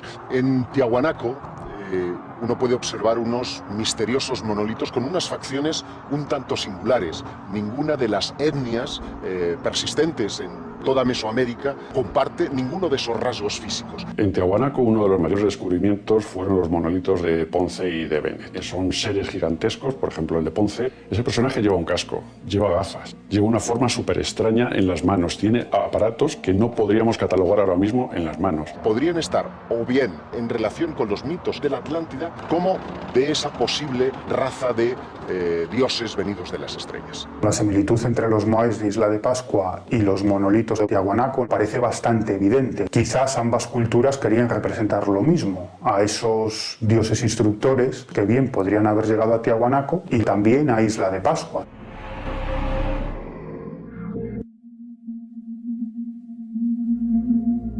Y es que, como vemos, no son los únicos lugares donde encontramos colosales estructuras como estas, que de un modo u otro nos están enseñando lo que el hombre del pasado veía o intuía que había detrás de aquello a lo que había divinizado. Representaciones a escala más reducida que también encontramos en otro lugar absolutamente fascinante y extraño, como es la región de la selva de montaña amazónica, más concretamente donde se ubica la civilización de los Sashapuyas, los hombres de la niebla. Todo en estas junglas es misterioso. En la laguna de los Cóndores, por ejemplo, encontramos los sarcófagos de Carajía, el lugar donde debían de iniciar el camino entre nuestro mundo y el de los dioses, aquellos privilegiados que, una vez muertos, eran enterrados en el interior de estas esculturas de madera que recuerdan demasiado a los Moai de Pascua. Además, los miembros de esta cultura se dieron a la construcción de ciudades que se ubicaban a más de 3.000 metros de altura, auténticas fortalezas sin sentido porque nadie ascendía hasta aquellas cotas para atacarlos. Fortalezas con muros de más de 20 metros de altura, que se parecen demasiado a algunas construcciones de los incas y que fueron levantados por un pueblo que parecía no querer protegerse de aquello que procedía de debajo de las nubes y sí de aquello que venía de las estrellas. Porque la descripción que de ellos se hacía en las crónicas de grandes como Pedro Cieza de León, que acompañó a Pizarro durante la conquista del Perú, dejaban mucho margen a la duda. Lo mejor es cuando nos relata cómo eran las gentes que allí vivían. Eran tipos rubios, tipos altos, pelirrojos. No tiene nada que ver con el aymara. El aymara estamos hablando de hombres de 1,50, tez oscura, bajitos. Nadie les habló de su procedencia, ni de dónde venían o a qué raza pertenecían. La crónica de Pedro de Cieza lo que nos van a relatar son los distintos grupos que habitaban en la altiplanicie andina y por tanto relata las distintas formas de vida, de costumbres, de vestimenta. Culturas que estaban en los mismos tiempos funcionando, estaban adorando a los mismos dioses, adoraban al sol, todos miraban hacia arriba. De arriba es de donde venía su dios, su bien y su castigo. ¿Si existe algo que los une? Por supuesto que existe. Podría tener mucho que ver con la existencia de la Atlántida, ¿no? Porque los primeros pobladores de Isla de Pascua vivían en una isla en medio de los mares llamada Giva, que en un momento determinado fue sumergida por las aguas. Y esos pobladores de esa extraña isla llamada Giva finalmente recalaron en Isla de Pascua. Nunca debemos relacionarlas con distintos dioses o distintos seres venidos de otro planeta. La mayor muestra de una gran fortaleza la tenemos en la ciudad de Puela. Una ciudad con murallas ciclópeas, una pequeña puerta para acceder a ella, no se puede entrar por otro lado. Con lo cual, gente de gran tamaño o gigantes jamás podrían entrar ahí. El fin era de avistamientos. ¿Pero qué avistamiento? ¿Ver si venían a conquistarles desde abajo? No. Ver si venían a conquistarles desde arriba.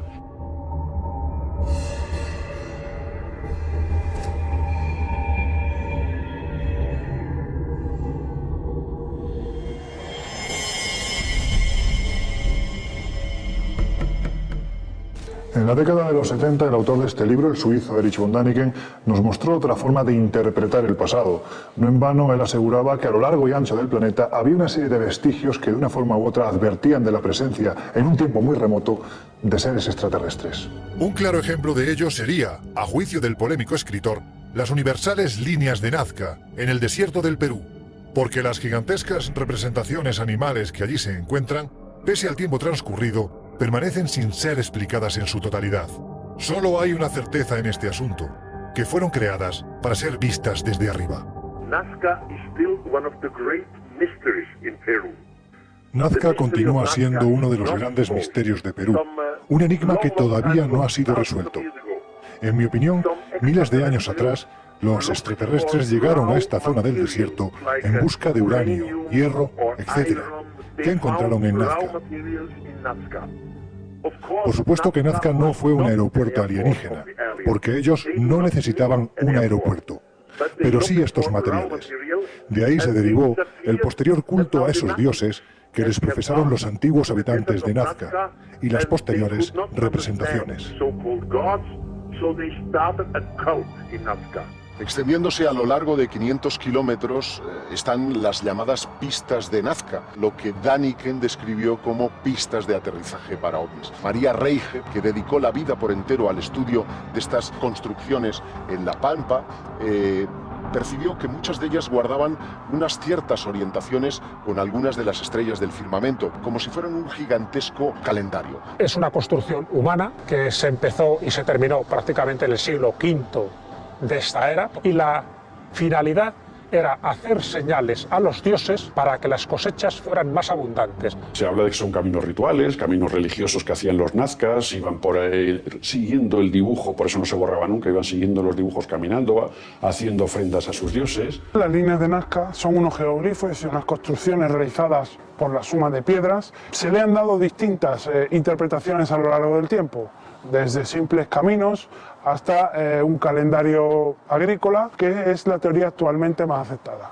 Uno puede distinguir exclusivamente desde el aire una serie de figuras muy sugestivas, seres de un aspecto antropomorfo con cabeza gigantesca que evocan a otras encontradas en otros puntos del planeta que han sido relacionadas con los dioses venidos del espacio.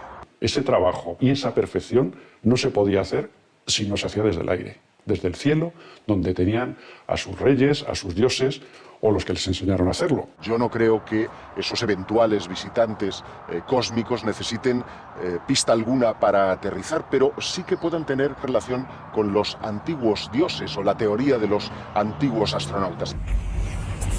No obstante, si en este desierto de márgenes inciertos hay un misterio que utiliza el lienzo de sus piedras para perdurar, a pesar del paso de los milenios, ese es el que se halla en la Pampa de Palpa, varios kilómetros más adentro de lo que encontramos en la Pampa de Nazca.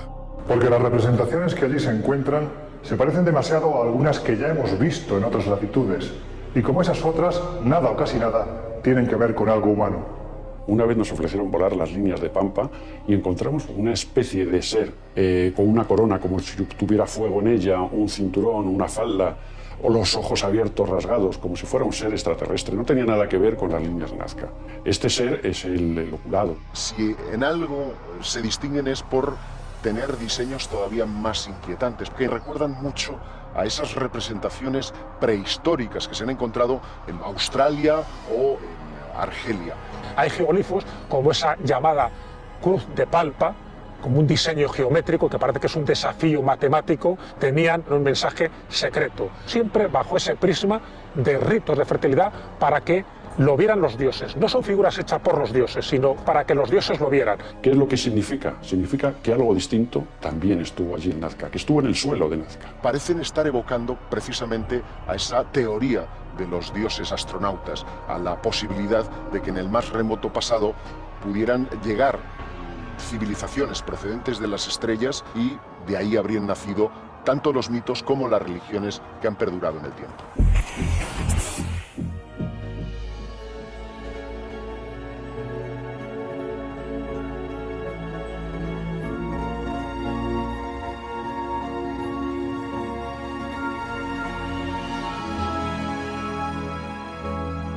La selva crece en esta parte del planeta, dejando patente que aquí no hacen falta grandes murallas de piedra para protegerse de potenciales enemigos, porque la vegetación hace dicho papel, ocultando de propios y extraños las grandes ciudades que se encuentran en sus entrañas, como si quisiesen esconderse de alguien, como si deseasen ocultar un secreto que jamás debiera ser desvelado.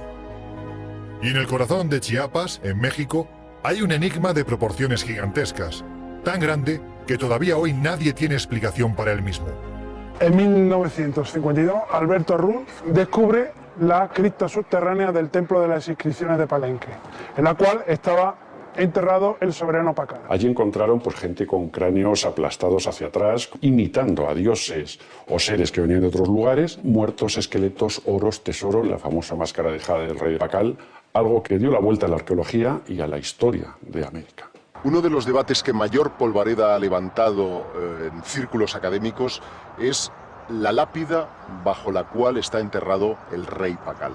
En ella podemos ver al propio rey tocando los instrumentos de lo que a simple vista podría ser interpretado como una cápsula espacial. Esa opinión fue desmontada ya posteriormente, sobre todo por Fernando Jiménez del Oso, quien describió que simplemente se trataba de alguien que había sido puesto en posición fetal como orando a sus dioses. Algunos autores han querido ver un ser de otro planeta. Lo que ahí existe es una representación del dios como dios del maíz que sobrevive a la muerte. No está tripulando ninguna nave, sino que está montado encima de una ceiba, que la ceiba es el árbol sagrado de los mayas. Las raíces de la ceiba están representando el inframundo, el tronco sería la vida terrenal y las ramas sería la parte celestial. Y él está en cuclillas, es decir, esa posición fetal, que es lo que indica el morir en una etapa y renacer en la otra etapa. Tú ves ese dibujo, bueno, unos ven la ceiba de la vida.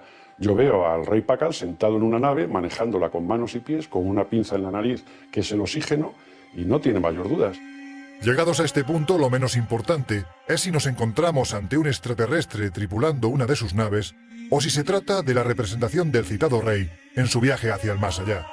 Porque el verdadero enigma de Palenque, se trate de lo que se trate, no está fuera, sino dentro de la tumba.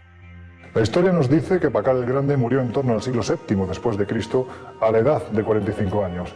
Y sin embargo los restos óseos encontrados bajo el templo de las inscripciones pertenecen a una persona con 85 años de edad. Si a ello unimos que no existe una deformación craneana ni una incrustación dentaria, como correspondería no ya a un miembro de la aristocracia maya, sino también a un rey, como era en este caso Pacal, evidentemente nos encontramos ante un cuerpo que no debería de estar ahí. Por lo tanto, ¿a quién pertenece? Y sobre todo, quizás la cuestión más importante es, ¿estamos hablando de uno de esos dioses del mundo antiguo? Evidentemente no es ningún dios. Es cierto que con unas características físicas totalmente distintas al resto de los mayas de aquel momento, por la tumba y por la momia y por los restos que se han podido desenterrar y por sus atuendos totalmente distinto a su etnia. Es un ser con unas características un tanto peculiares que han hecho que algunos empiecen a pensar o imaginar que el ser que está enterrado allí podría ser venido de las estrellas. Quien está enterrado ahí es Pacal II, un gobernante de la ciudad de Palenque del siglo VII después de Cristo, bajo cuyo mandato la ciudad alcanzó su máximo esplendor cultural y artístico. Un ser que llevó a su pueblo a las más altas cimas de la cultura y de la investigación. Bueno, un ser que puede ser humano o no puede ser humano. Simplemente vamos a decir que es un ser que cambió mucho la historia de los mayas. Los propios académicos lo único que tendrían que hacer es tomar muestras del material genético y comprobar si pertenece o no al genotipo de los mayas. Hoy día, cuando a punto estamos de alcanzar la fecha señalada por la supuesta profecía, miramos hacia estos lugares con sorpresa, conscientes de que el hombre maya pudo ubicar sus ciudades-estado en lugares más benignos para la vida, como las llanuras de Tabasco, y sin embargo decidió ocultarse bajo el espeso manto de la jungla, como si desease pasar desapercibido a ojos de los dioses, pues ya se sabe que estos, antes de marchar, anunciaron su regreso.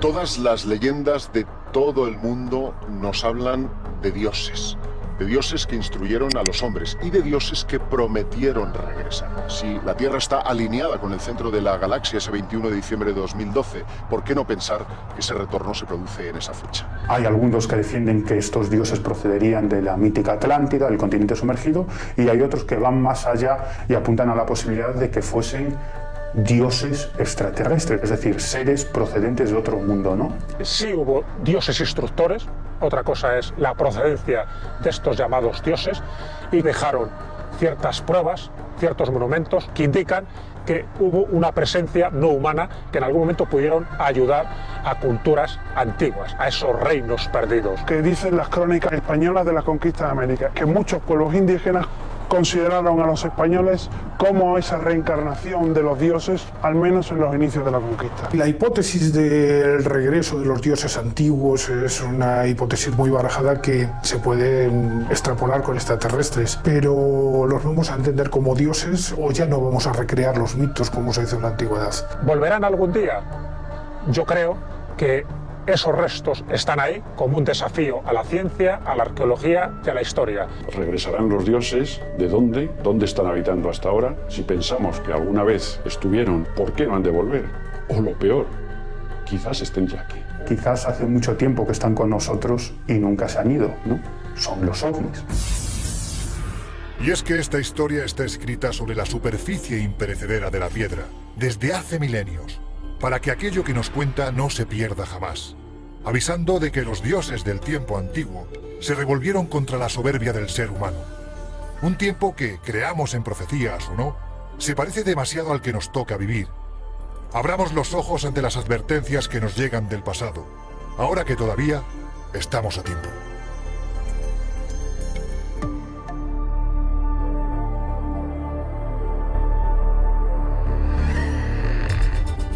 O al menos es la manera ideal para justificar determinados pasajes del pasado que permanecen sumidos entre sombras.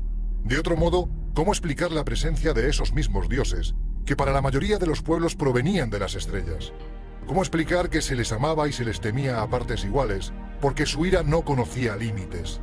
¿Cómo explicar que, a modo de maestros que tutelaban a sus alumnos, instruyeron en importantes conocimientos al hombre de otro tiempo, dejando constancia de los mismos en sus templos, en petroglifos o en su arte rupestre? ¿Quiénes eran que de un día para otro, de facilitarles una información descomunal, decidieron acabar con la existencia de aquellos humanos? Viajamos hasta uno de los enclaves más fascinantes de la Tierra, la Isla de la Soledad, el ombligo del mundo, sin duda alguna, el lugar más aislado del planeta. La isla de Pascua, allí donde los dioses tienen forma de enormes esculturas de piedra. Porque, independientemente de este descomunal enigma que suponen esas cabezas de piedra a la que los nativos denominan Moai, el verdadero misterio de Isla de Pascua es otro. Y es que, ¿de dónde procedían sus primigenios habitantes? Son unos navegantes holandeses los que en el año 1722 descubren la existencia de Isla de Pascua. Lo primero que les llama la atención a estos navegantes es la existencia de esas enormes moles pétreas que representan a unos seres cuyo origen se desconoce. Y lo segundo, los rasgos físicos de algunos de los pobladores de tipo caucásico que nada tienen que ver con la población de esa zona. Venían de una tierra de Giva, de mitad del mar, y llegan a la isla de Pascua. Pascua está a 5.000 kilómetros de ninguna parte. ¿Por qué viajaban? ¿Por qué quisieron ir a ese lugar? ¿Y por qué se quedaron allí? En un lugar, una isla que tiene unos 160 kilómetros cuadrados. No hay mucho sitio para vivir. Comentan que sus antepasados procedían de una isla que había desaparecido por un cataclismo natural y sus descendientes tuvieron que ir a aquellas otras islas de ese gran océano donde poder volver a crear una cultura. Y ellos hablan de Otumatua, que es ese gran héroe civilizador, que es el que llegaría con los primeros pascuenses para crear lo que sería Rapa Nui. Como vemos, el mito se repite. Los dioses, hastiados de la soberbia tan común a nuestra especie, deciden darnos una cura de humildad y a punto están, en varias ocasiones, de acabar con el ser humano. Y de este modo, el hombre de ese tiempo decide venerarlos y protegerse de ellos en idéntica proporción. Así, de este modo, surgen los Moai. ¿Qué son los Moais? Esas casi 1000 estatuas que existen dentro de la isla. Cuentan que se parecían a sus jefes, que eligían un Moai cada vez que moría uno de sus jefes. Pero hombre, si tenemos en cuenta que en la isla de Pascua, cuando más gente vivía, no había 900 habitantes, ¿cómo pueden haber hecho 1000 Moais? Aquí empiezan los misterios de la isla de Pascua. En todos los pueblos existe la tradición de que la mejor forma de enfrentarse al mal es hacer algo a su imagen y semejanza de ese mal o de la persona que te causa el mal, ¿no? De esa manera lograrás controlar ese maleficio. ¿Por qué todos los Moais miran hacia dentro de la isla? Solamente una hay que mirar hacia afuera. Porque es eso, están protegiendo algo que hay dentro y vigilando algo que viene fuera. Están mirando hacia el interior de la isla, hacia los poblados, como si estuvieran protegiendo esos poblados de influencias malévolas. Si el primer Moai, que sería poco más grande que este, surge como un intento por protegerse de algo similar, cuando nos enfrentamos a colosales estatuas que miden más de 20 metros, algunas de las cuales pesan varias toneladas, la pregunta es evidente. ¿De qué se quería proteger el hombre de ese tiempo? Una de las teorías defiende que los moais estuvieran representando a los viracochas, los dioses blancos, los dioses instructores de numerosos pueblos de la América precolombina que podrían haber llegado a Pascua. La pregunta es si esos dioses instructores no fuesen tan positivos como nos cuenta la tradición y si tuviesen algún tipo de elementos un tanto terroríficos. No estaban representando a nadie. La realidad es que se protegían del mal. Tú vas por la noche a donde están puestas las estatuas, te bajas del coche y el suelo está absolutamente lleno de cucarachas. Haces una foto en esos momentos y veréis lo que los moais son por la noche. Las energías que se están moviendo ahí, los orbs, que son las bolas energéticas volando que los rodean. Eso es lo que nos hace pensar qué significaban los moais en la isla de Pascua. Pero volvamos a una cuestión tan atractiva como polémica, el punto de partida común. Porque aunque parezca mentira, argumentos para pensar en ello los hay.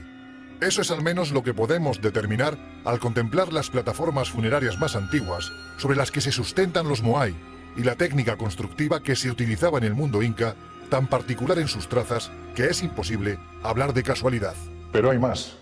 A la monumentalidad de ambas culturas hay que añadir que tanto el pueblo inca como el Rapa Nui denominaban al epicentro de su civilización de la misma forma. Pero lo cierto es que hay muchas coincidencias entre ellos, hasta el nombre de la isla. Ellos llamaban a la isla de Pascua el ombligo del mundo. La capital de los incas del Tahuantinsuyo era Cuzco, que significa exactamente lo mismo, el ombligo del mundo.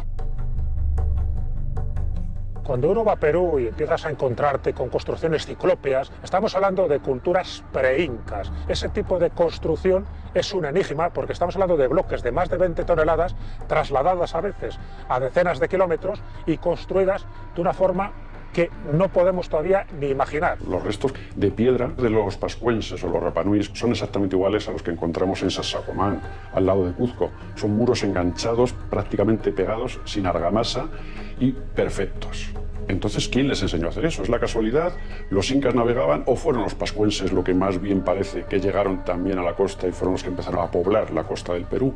Hay una leyenda andina que dice que los dioses antes de irse entregan dos regalos al ser humano. Uno es las hojas de coca para que aguante esa altitud y la otra sería una planta, la jotcha, que podría ablandar la piedra y por lo tanto construir esos monumentos megalíticos de la mejor forma posible. Así pues, o hablamos de casualidad o tuvieron el mismo maestro. Pero continuemos nuestro viaje. Semanas atrás nos acercamos a este fascinante complejo arquitectónico, el Parque de las Pirámides de Güímar. Porque de las Islas Canarias se ha dicho que formaron parte de un supercontinente hundido en la noche de los tiempos en esta otra parte de la Tierra. Y hay expertos que defienden que, entre otros vestigios, las pirámides de Güímar serían lo más importante. Su nombre era Atlántida. La referencia más antigua que tenemos de la Atlántida proviene de Platón. Refleja las costumbres, la forma de vivir, la riqueza, la soberbia y la posterior destrucción por parte de los dioses de esa gran cultura. Hablan de que existía una isla más allá de las columnas de Hércules, tan grande como Asia y Libia juntas. Las columnas de Hércules era perfectamente conocido en el mundo antiguo, que eran las del estrecho de Gibraltar. Platón, en su diálogo Critias, relaciona la Atlántida con Egipto. En el mundo de la cultura egipcia, curiosamente, hay una tradición de pueblos marineros que vinieron del occidente, que eran semidioses, semisacerdotes, que trajeron la religión a Egipto. Las cronologías coincidirían y por tanto es una hipótesis literaria, pero bueno, que tiene fuentes clásicas, el pensar que estos atlantes tuvieron relación con un incipiente Egipto que empezaba a entrar en el Neolítico, mientras que los atlantes ya conocían el metal. Platón nos dice que más allá de las columnas de Hércules, pero no demasiado lejos, puesto que estos pueblos atlantes comerciaron, incluso crearon con otros pueblos de la Riviera Mediterránea, con lo cual no puede estar en mitad del Atlántico, ni Groenlandia, ni Irlanda. Nos han dado ubicaciones absolutamente disparatadas. Los mitos no dudan a la hora de ofrecernos una idea aproximada de aquellos que habitaban en el continente atlante. Gentes capaces de dominar el clima, la magia en esencia, con una cultura muy avanzada que nunca antes ni después se ha visto nada igual. ¿Quiénes eran y de dónde procedían?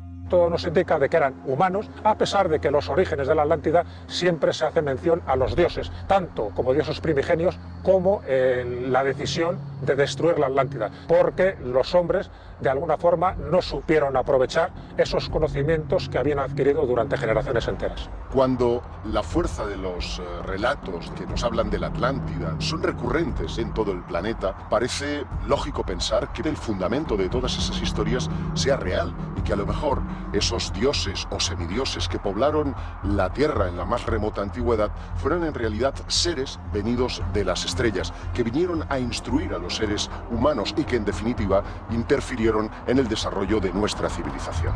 Las gentes de la Atlántida se supone que tenían una serie de tecnologías que hemos perdido, que eran de origen superior y que posiblemente tenían un origen extraterrestre. Los mitos del pasado recurren a la posibilidad de que unos seres venidos de las estrellas vinieran a instruir a los hombres y por lo tanto a influir en su desarrollo. Algunos visionarios, como por ejemplo Edgar Cayce, llegaron a detectar incluso una serie de rayos cósmicos o de elementos que se habrían mantenido mediante cristales dentro de las profundidades marinas justo desde el tiempo en que la civilización desapareció. Sea como fuere, si hubo un pueblo en el pasado capaz de manejar la magia como pocos y de erigir templos que todavía hoy sobrecogen a quienes los contemplan, ese es Egipto, el mítico país de los faraones donde, como ocurre en los lugares tocados por la mano de esos dioses, todo parece estar levantado a escala gigantesca.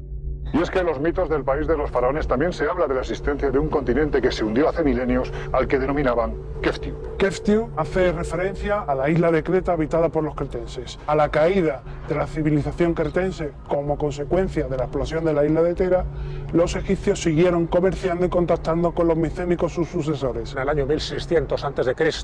y la erupción del volcán Tera, es decir, lo que actualmente es Santorini, generó una devastación que destruyó toda una cultura, una civilización, que fue la civilización minoica, que tuvo consecuencias incluso en las famosas plagas de Egipto que se mencionan en la Biblia. De ahí que ese mito de la Atlántida haga referencia a esa explosión de la isla de Tera que se debió sentir en todo el mundo mediterráneo. Llegados a este punto, podríamos establecer algún tipo de conexión entre estos personajes y los dioses que siglos después aparecerían en algunas partes del planeta, especialmente la América precolombina. ¿Serían los herederos de aquellos que en tiempos remotos habitaron el mítico continente? ¿O por el contrario, como aseguran las tradiciones de medio mundo, procedían de las estrellas? ¿Justificaría de algún modo que el hombre tuviese un miedo ancestral a dichas entidades tan físicas que interactuaban con ellos? Sea como fuere, las referencias a míticos continentes habitados por gentes muy especiales que desaparecen de la noche a la mañana, aparecen constantemente en otras culturas del planeta. Aquí, en el altiplano de Perú y Bolivia, se habla de grandes catástrofes pasadas de las que devendría todo lo que existe. Y además, se hace referencia a un lugar del que todo procede, en un entorno que no parece estar hecho a escala humana, sino, una vez más, a escala de gigantes. Los aymaras son uno de los pueblos más extraños de este planeta. Vienen de una tierra llamada Al-Antis, otra casualidad de que nos vuelve a demostrar que existía una tierra más allá del mar. Son grandes navegantes en el mismo lago Titicaca. Los primeros habitantes del valle Titicaca solo tenían una condición que les habían impuesto los dioses, que no subieran a las montañas a recoger el fuego sagrado. Como siempre ocurre en este tipo de tradiciones, rompen ese tabú, consiguen ese fuego de los dioses y los dioses les castigan. ¿Cómo les castigan? Con un gran diluvio y se genera el lago Titicaca.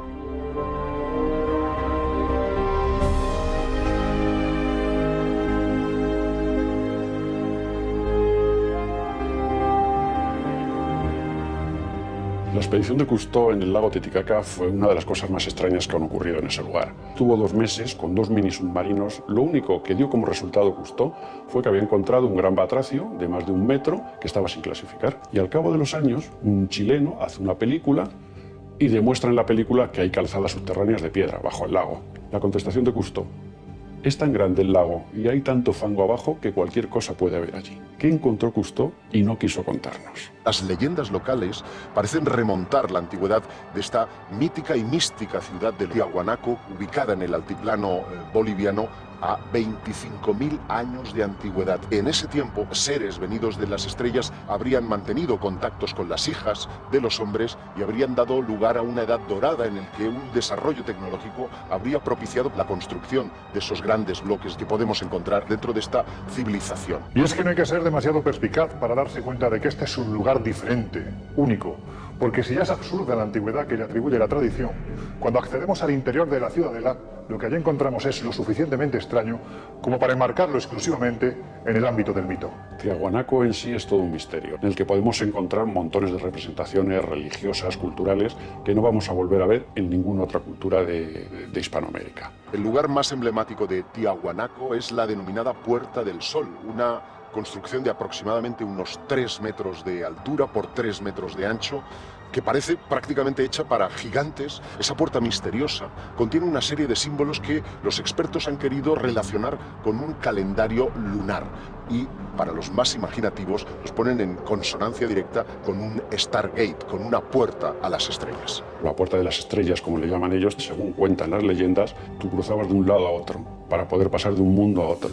Los dioses que accedían a través de dicha puerta eran los maestros instructores, que enseñaron a los pueblos de aquel tiempo cuestiones como la agricultura, la astronomía, las matemáticas. A partir de ellos surgieron las culturas más importantes del planeta. Pero, ¿quiénes eran y de dónde venían? Todas las civilizaciones antiguas explican su origen en la venida de una serie de dioses celestes que crean al hombre, que lo instruyen y que por tanto hay que rendirle un culto. Aquí no hubo llegada de dioses instructores en un momento determinado de la historia de la humanidad, sino que posiblemente hubo 3 migraciones. Una sería los clásicos 12.000 años tan reiterativos en las leyendas, a raíz del hundimiento de algún continente importante. Otra, en el 3114 aproximadamente antes de Cristo, que es cuando surge, por ejemplo, la civilización egipcia y Valle del Indo y en Sumer. Y por otra parte, en ciertas culturas precolombinas llegan personajes barbados, más altos de las etnias que estaban habitando y que les dan unos conocimientos muy avanzados y que por lo tanto los habitantes autóctonos les consideran dioses. Viracocha es el dios o los dioses en plural que venían a este mundo a través de esa puerta del sol. Un Viracocha que es descrito como un ser poderoso de tez blanca y que instruyó a los antiguos pobladores de aquella civilización. Más tarde regresaremos al altiplano boliviano. Ahora viajamos a la región maya, allí donde, aseguran las crónicas, estos mismos dioses convivieron con los habitantes de esta fascinante cultura. Y no solo eso, aseguran algunos expertos que además les enseñaron a calcular ni más ni menos que el final de los tiempos. Hoy en día, a raíz de la célebre profecía de 2012, el mundo maya sale de su injusto olvido para que profetas y agoreros hagan su agosto, sin entender que esta historia no es nuestra historia. No nos pertenece simplemente porque fue creada en un marco histórico en el que el maya, tutelado por esos dioses de apariencia sospechosa, no conocía más allá de lo que constituía su propio mundo.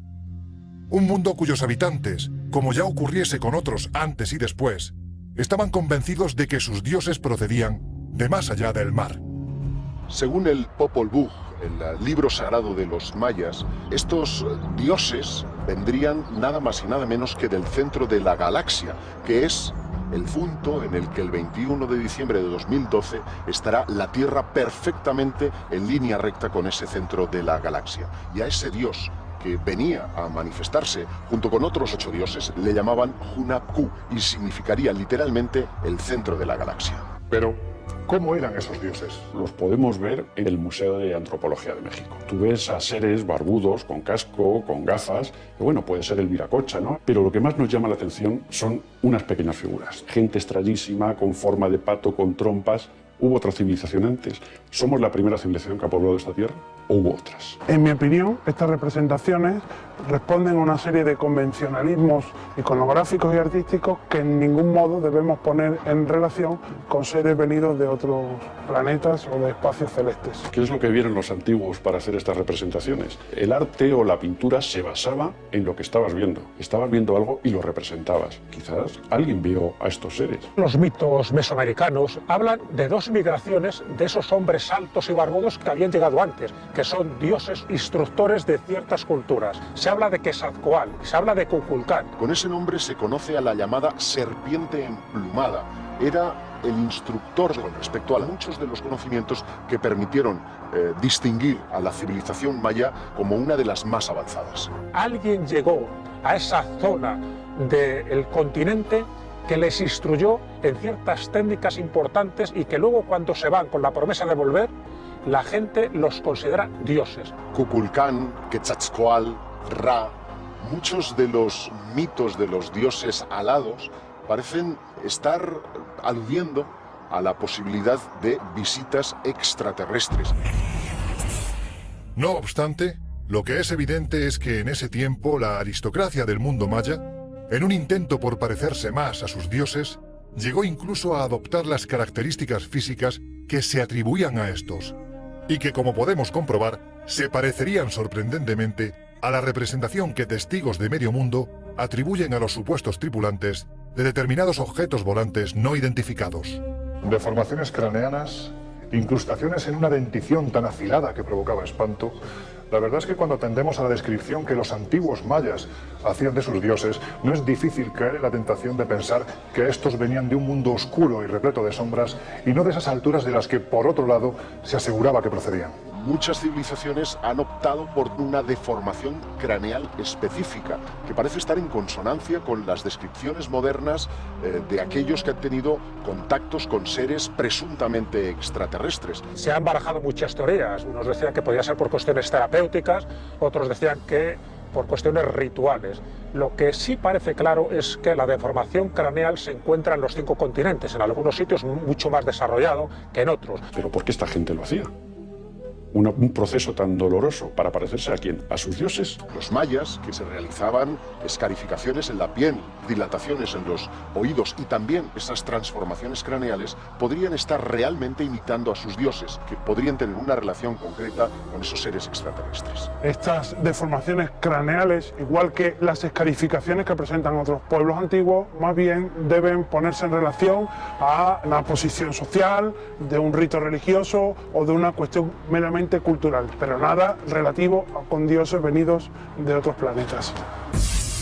Aquel pueblo capaz de controlar el tiempo con una precisión asombrosa, de levantar estructuras piramidales monumentales como las de Tikal o Kobá, desapareció como si se hubiese volatilizado, como si de repente, llegado el caso, se hubiesen marchado con esos mismos dioses a los que adoraban y temían al lugar del que procedían, como si detrás de la profecía, como se asegura en esta tierra exuberante, se escondiese el mayor secreto del mundo maya.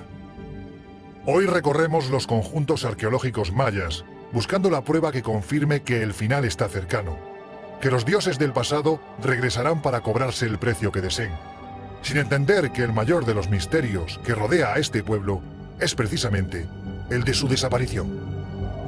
En el año 905 después de Cristo ocurre un cambio climático muy prolongado que provocó una serie de consecuencias catastróficas que a la cultura maya no le quedó más remedio que disolverse, desaparecer y los mayas quedar camuflados en culturas muy posteriores. En realidad, el interrogante prevalece y permanece. Algunos han recurrido a la posibilidad de que los verdaderos mayas desaparecieron porque regresaron a sus puntos de destino, como que su origen estaba en las estrellas y a las estrellas han regresado. Hay una conjunción de factores que provocan la desaparición de la cultura maya. La aparición del fenómeno del Niño, con la sequía que conlleva, la tala indiscriminada que realiza de los árboles y una serie de guerras continuadas entre las distintas ciudades mayas que provoca la propia decadencia de esta cultura. Nos contó un chamán maya en Kobá que los mayas controlaban también el tiempo, que es cierto, dominaban el tiempo como incluso no hemos dominado nosotros. Los mayas no se han ido. Los mayas están aquí con nosotros, en otro plano, en otro campo de física cuántica, pero están viviendo aquí con nosotros.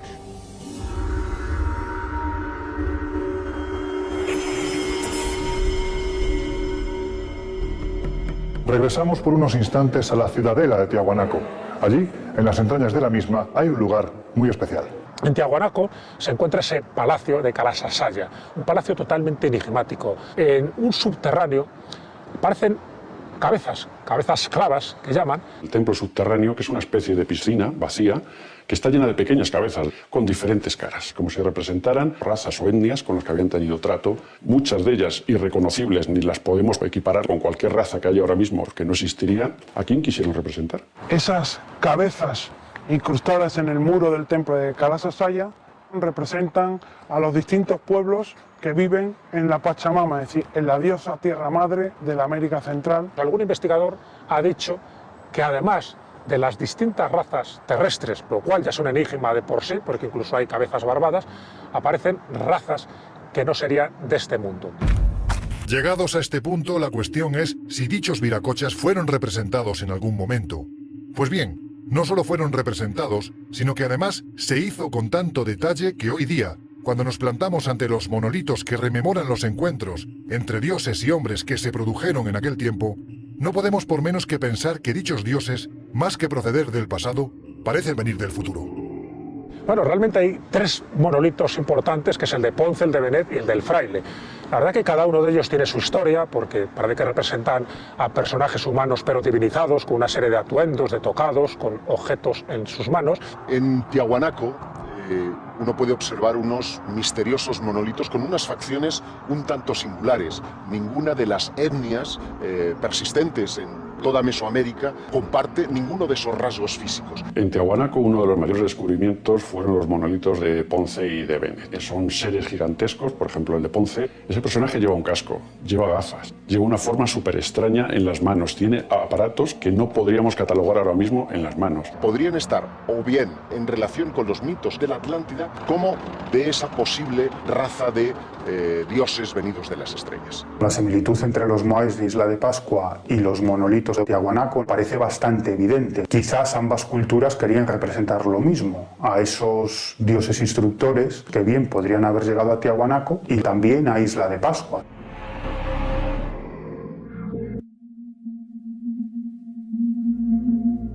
Y es que, como vemos, no son los únicos lugares donde encontramos colosales estructuras como estas, que de un modo u otro nos están enseñando lo que el hombre del pasado veía o intuía que había detrás de aquello a lo que había divinizado.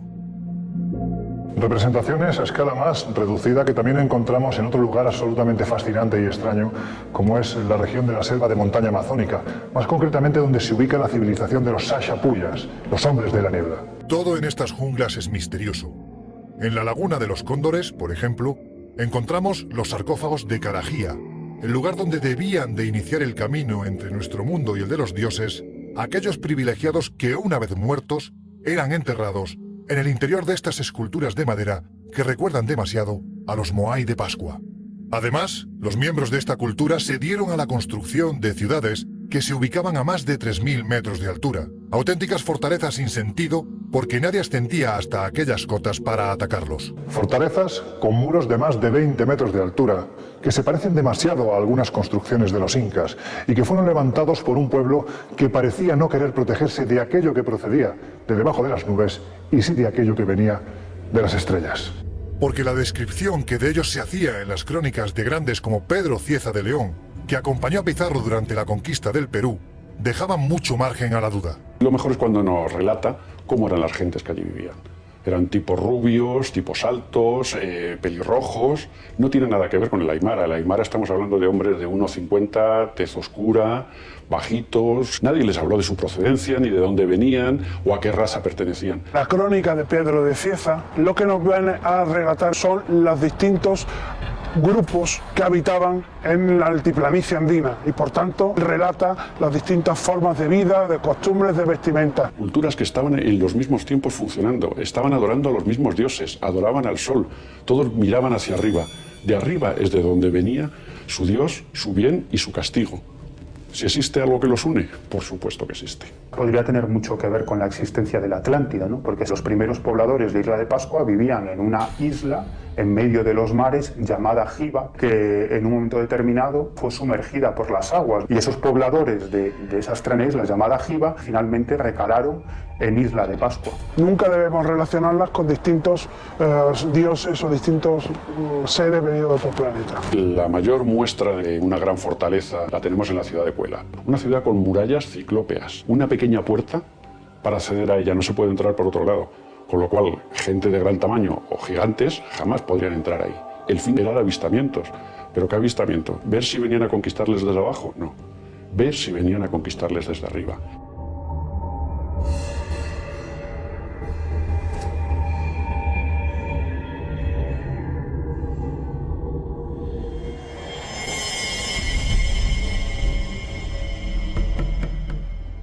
En la década de los 70, el autor de este libro, el suizo Erich von Däniken, nos mostró otra forma de interpretar el pasado. No en vano, él aseguraba que a lo largo y ancho del planeta había una serie de vestigios que de una forma u otra advertían de la presencia, en un tiempo muy remoto, de seres extraterrestres. Un claro ejemplo de ello sería, a juicio del polémico escritor, las universales líneas de Nazca, en el desierto del Perú, porque las gigantescas representaciones animales que allí se encuentran, pese al tiempo transcurrido, permanecen sin ser explicadas en su totalidad. Solo hay una certeza en este asunto, que fueron creadas para ser vistas desde arriba. Nazca continúa siendo uno de los grandes misterios de Perú, un enigma que todavía no ha sido resuelto.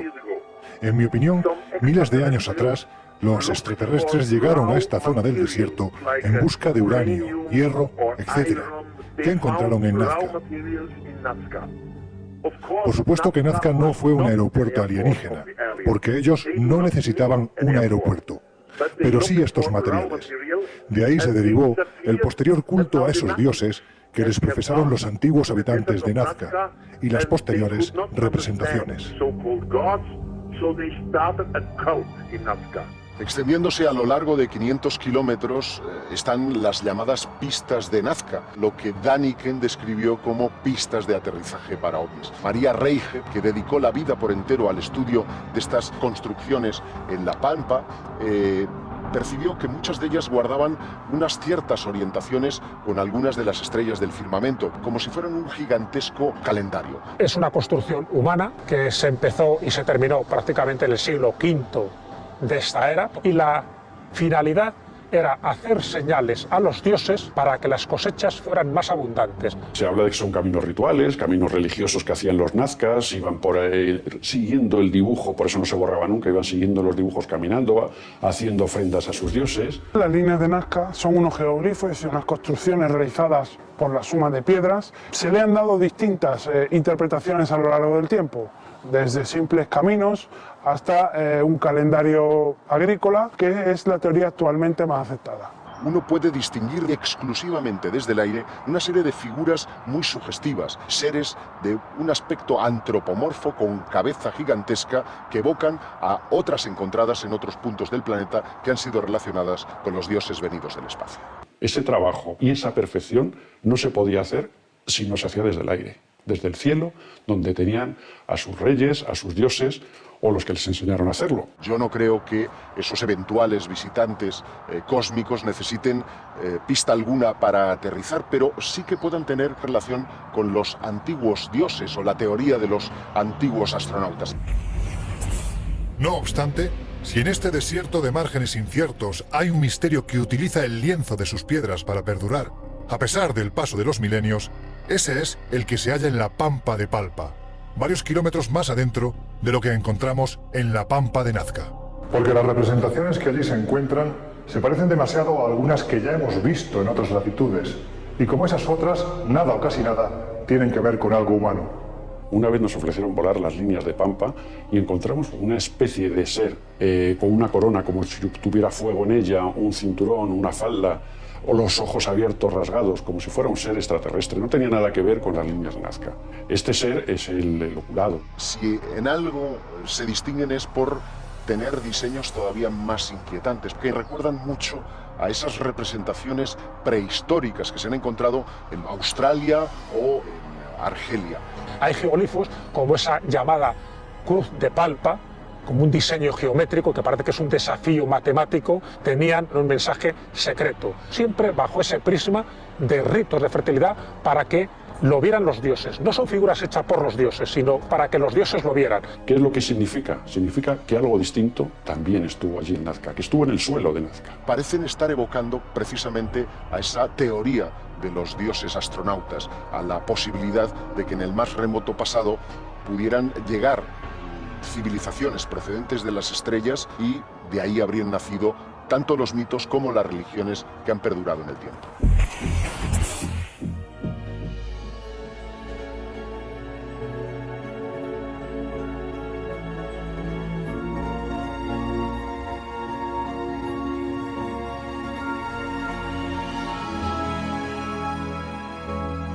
La selva crece en esta parte del planeta, dejando patente que aquí no hacen falta grandes murallas de piedra para protegerse de potenciales enemigos, porque la vegetación hace dicho papel, ocultando de propios y extraños las grandes ciudades que se encuentran en sus entrañas, como si quisiesen esconderse de alguien, como si deseasen ocultar un secreto que jamás debiera ser desvelado.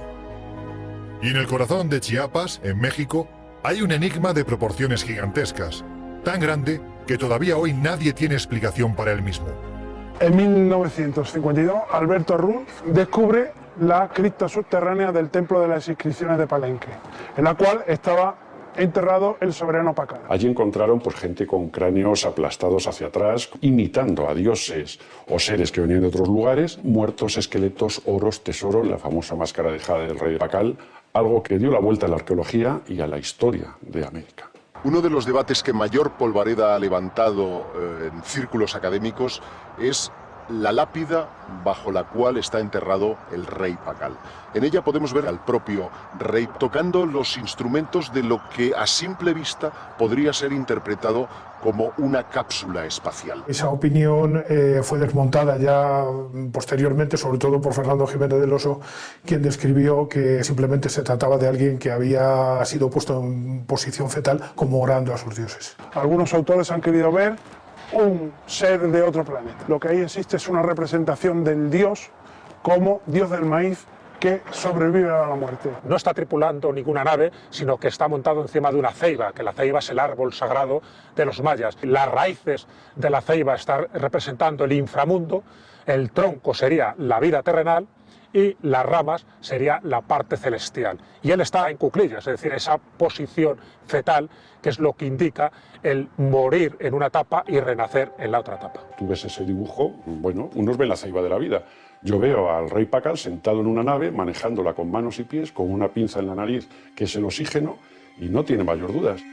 Llegados a este punto, lo menos importante es si nos encontramos ante un extraterrestre tripulando una de sus naves, o si se trata de la representación del citado rey en su viaje hacia el más allá. Porque el verdadero enigma de Palenque, se trate de lo que se trate, no está fuera, sino dentro de la tumba. La historia nos dice que Pacal el Grande murió en torno al siglo VII después de Cristo a la edad de 45 años. Y sin embargo los restos óseos encontrados bajo el templo de las inscripciones pertenecen a una persona con 85 años de edad. Si a ello unimos que no existe una deformación craneana ni una incrustación dentaria, como correspondería no ya a un miembro de la aristocracia maya, sino también a un rey, como era en este caso Pacal, evidentemente nos encontramos ante un cuerpo que no debería de estar ahí.